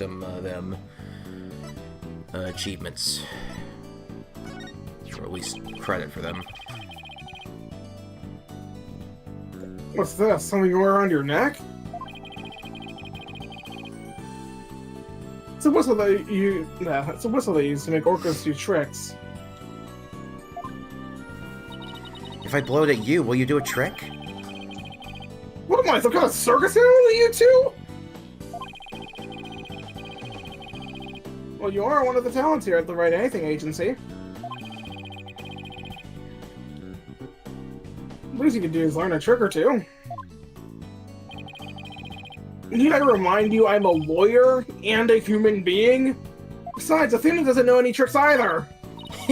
That's what you think. I got a special trick I've been waiting to bust out. I can chug an entire glass of OJ without taking a breath, all while doing squats. What?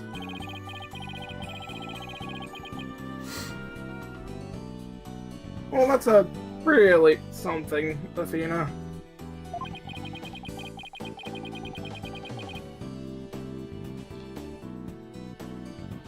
Not sure how many new clients that bring us. Not sure how many new clients that bring us in now. Wow.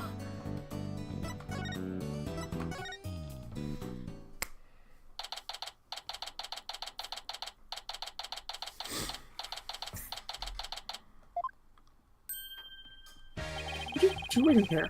So you all done investigating the pool already?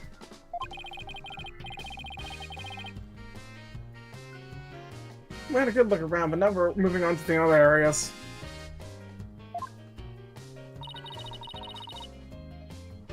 How's the police investigation going? Oh, sorry, wrong person. Did you, say for example, find any other suspects besides Orla?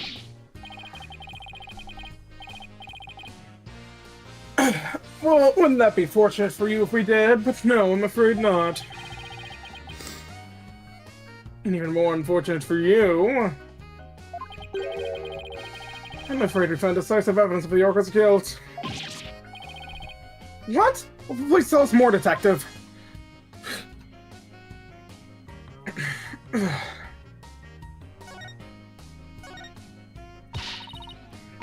So what's this decisive evidence? Don't hold out on us now, Detective Fulbright.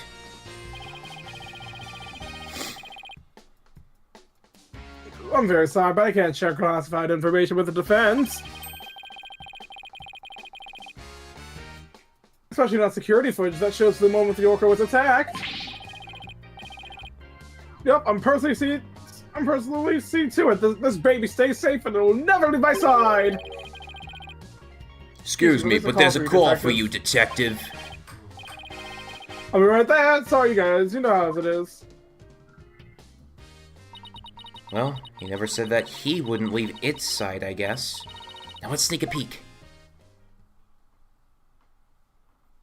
Oh, that's not so good, huh? What the... Is this supposed to be the moment when Orla attacked the victim?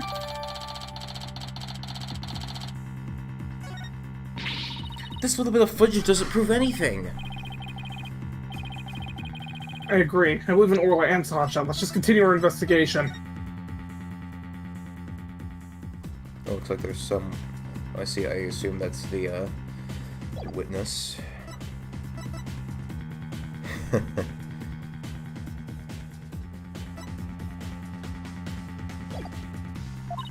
Good idea. Huh? There's a sticker on this camera that says, "Return to the pub Danger." I guess someone there manages the cameras? Let's check it out later. Sorry, well, that Frostier Blackwell called to remind me to go feed Taco. Wait, what?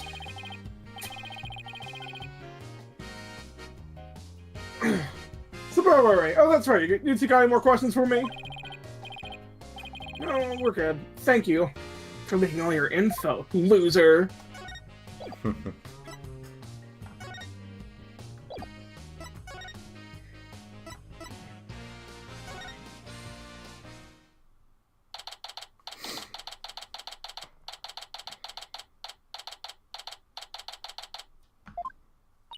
This looks like one of those hands-on exhibits. It has a real air of danger, don't you think?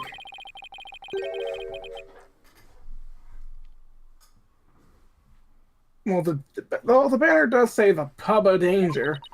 Let's see. According to the description, this room is a pub where pirates gather, explore and interact with sea creatures. Actually feel the electricity of electric eels and feed real piranhas. Experience the terror of the seas with these dangerous experiments.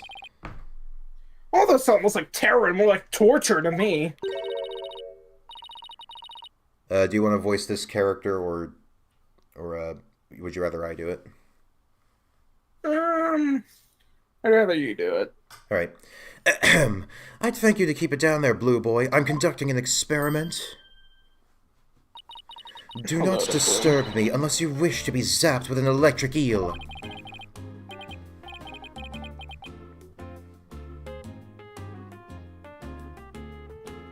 My apologies, ma'am. Wow, she seems intense. Oh wow, there's like actual live jellyfish inside that bottle. That can't be safe, can it? For the jellyfish, Probably I mean. not. Excuse me, but who are you? Before you ask others, shouldn't you give your name first? Basic manners, young lady. Oh yes, of course. My name is... Never mind. I will simply call you Yellow Girl. It's easier that way. I am Norma de Plume. I'm very interested in Shipshape Aquarium and am a frequent visitor here. But I don't want to be Yellow Girl.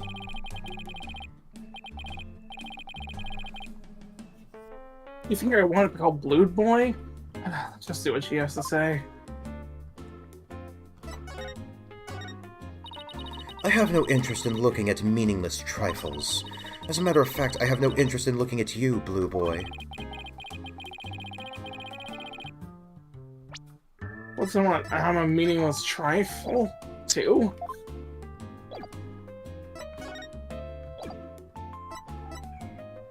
I think what really irks me about the lack of examine options is that a lot of these rooms would be really interesting to examine, like even without the extra angles. Like, imagine all the flavor text we're missing out on. Yeah. You say you're interested in the aquarium, but you don't look like a staff member. Let's see. I've got it! You're someone completely unrelated to this aquarium! That's some deductive reasoning right there, champ. I'm a visitor, a patron, a customer, a guest, and what might you be? I'm not a what? I'm a lawyer! That's what I was gonna say, and I run a law office! Well, whatever you are, I don't have the slightest interest. Ugh! Just who does she think she is, boss? A visitor, a patron, a customer, a guest, remember?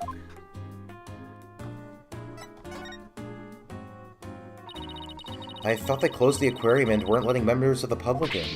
But I have special permission, you see. Why is that, please, that if I may ask? Well, because of the incident... Heavens, I've said too much. Oh? Cyclops, the return! I remember this. Psyche-locks. Huh? Psychedelic rock? Psychedelic rock? Cyborg clocks? What? No, Psyche-locks. It's the power of this Mogatama. Gives me the ability to see the secrets locked away in somebody's heart. Some could even call them. Some could even call them. Locks on the heart. I don't get the joke there, I'm afraid. You have soundboard enabled, right? I do, but I don't get the joke there. Like why is it? Yeah, no one will ever get the joke. If I can remove the locks and uncover their secrets. I didn't know you had a magical item like that. Looks like this lady knows not something about what happened. I'll just use my Magic Tenma down to her Psyche locks. Huh? Can't see the locks anymore. Huh? The color of that stone looks different from before. Funny, maybe it's just out of juice? It can do that? Yeah, a certain girl I know poured her spiritual power into it for me. Without that power, I can't undo the Cyclops. No way.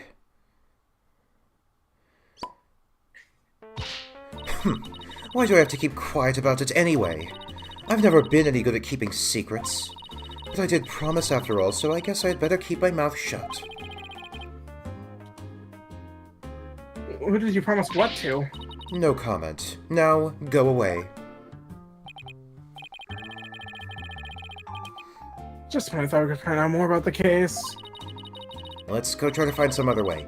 I'm sure we'll find something.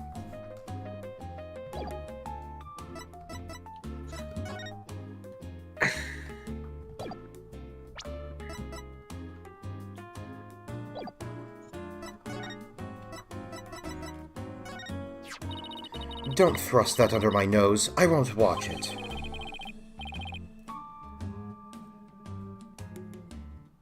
Are you usually pretty photogenic, Mr. Plume? Of course I am. I've been compared to a movie star. It's a little wonder with my perfect makeup and stylish figure, wouldn't you agree? You want me to agree? Let's get a woman's opinion on this one. What? You're asking me? Well, let's see. I do think you're very pretty, Mr. Plume. I get the distinct impression your words are full of hidden meaning. Well, I wouldn't say full so much as full-figured. God, Athena. Athena, what the fuck? Hello? Okay, Athena. Athena, I'd stop right there if I were you. I felt unnecessary, I'm gonna be honest. Let them have tummy. A swashbuckler flyer? I have more than enough of those already. Do you have any idea how many times I've visited this aquarium?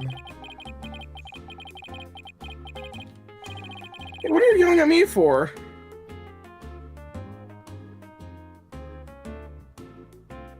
I'm guessing you're talking to me, Noah. Yeah, I'd also probably say Cosmic Turn, but that's probably the best one. You obviously don't know anything about Ship Aquarium. They feature different marine creatures each month, so visitors never get bored. So you're a fan of Ship Aquarium like me? Oh, please, I'm here to gather information, the fundamental work of a great writer, but I don't suppose that's something you common folk would understand. Gah, that woman makes me so mad!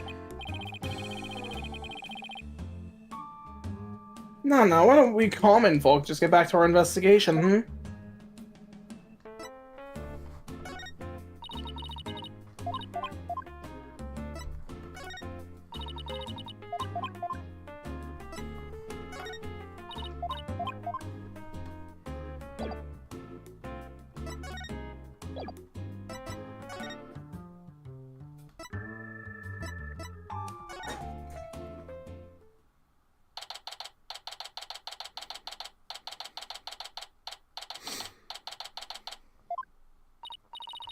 Hey, Detective Fulbright's gone. It looks like the police investigation's over, too. That's too bad. I was hoping to get a little more out of him. Wait, no, does that mean you can chillax? Alright, do you want to take this guy, or... Yo, girl, why you hiding from me? Yeah, I'm searching all around like it's here. This be a bad dream. See, no, this is also what I was talking about, if you're still listening.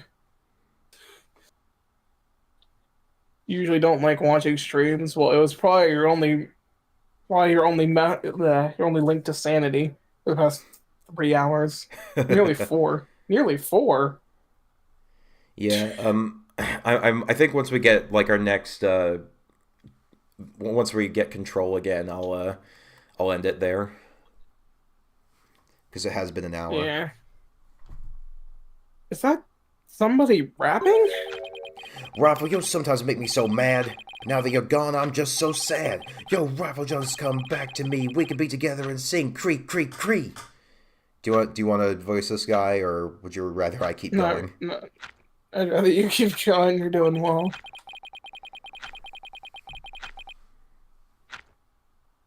What's with this guy rapping and making strange bird sounds? Yikes! Who's there? You didn't hear me rapping, did you? Yeah, well, maybe. Arr! Look, just do me a favor and pretend you didn't hear nothing. Find my ass, and who might you be? I'm Marlon Rhymes. I'm an animal keeper here. But the aquarium's already closed today. At least I'm pretty sure it is. Wait, didn't we just get control? No? Oh wait, I thought we did. Pretty sure? You don't sound too certain. Oh, are you new here or something? Wow, yeah, that's right. Pretty good guess. So who are you guys? I'm Phoenix Wright. And I'm Athena Sykes. We're lawyers, and we're going to represent Orla by taking her case to court and proving she's innocent. Are you serious? You want to defend an orca in court? Oh, but if you're here for Orla, that must make you friends with Sasha's. Sorry if I came across rude. Looks like he's friends with Sasha. You think, Phoenix? Sometimes when I'm by myself, I like to rap to pass the time. Especially when I'm around the animals I love. Oh, I love animals too. Especially marine creatures like dolphins.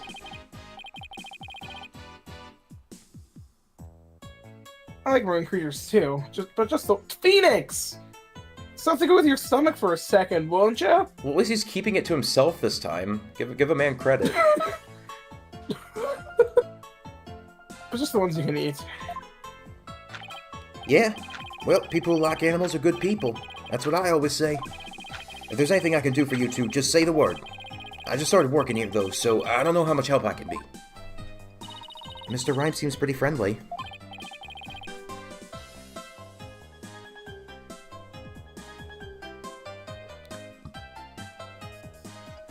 Yeah, friendly and agreeable. Alright, and I think that's where we're going to end it. Yeah. Thanks for showing up, everybody. I guess when next we meet, we'll probably get through the rest of the investigation, and honestly, I think ever since we decided to do a little bit more of the final trial day for the monstrous turnabout, we ended up we're probably going to be a little uneven going forward, but we'll try to keep it to we'll keep the stream cutoffs to like pretty reasonable areas, you know. Well, I think what we're gonna do next time is just finish the investigation and the trial, and then we'll probably be back on track. Yeah, I don't know how long that's gonna take though. Given where we are right now,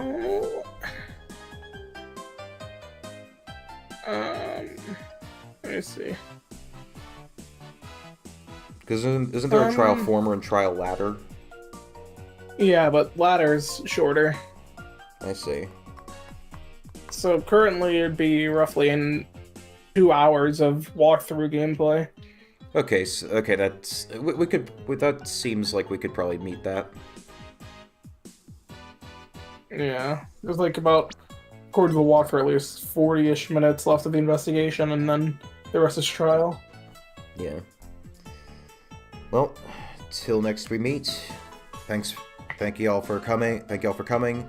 And if you didn't catch it in the announcements, streams are now going to be on Wednesday and Friday. So no more streams on Tuesdays, but the next stream will be on this Wednesday, same time, 7 p.m. CST. Have you played D&D before? Craz has. I have not, but I am familiar with. I am generally familiar with I am mostly familiar with like a skeleton of the plot, basically, but I don't know like the nitty gritty.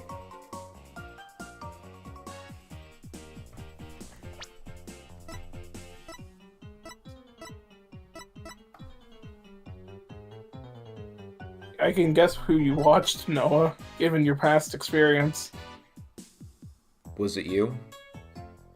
No, I never made a DD playthrough. So I guess who's your Pixel guess? Partners, though. Oh yeah, that makes sense. Anyway, good night, everybody. Sleep loose.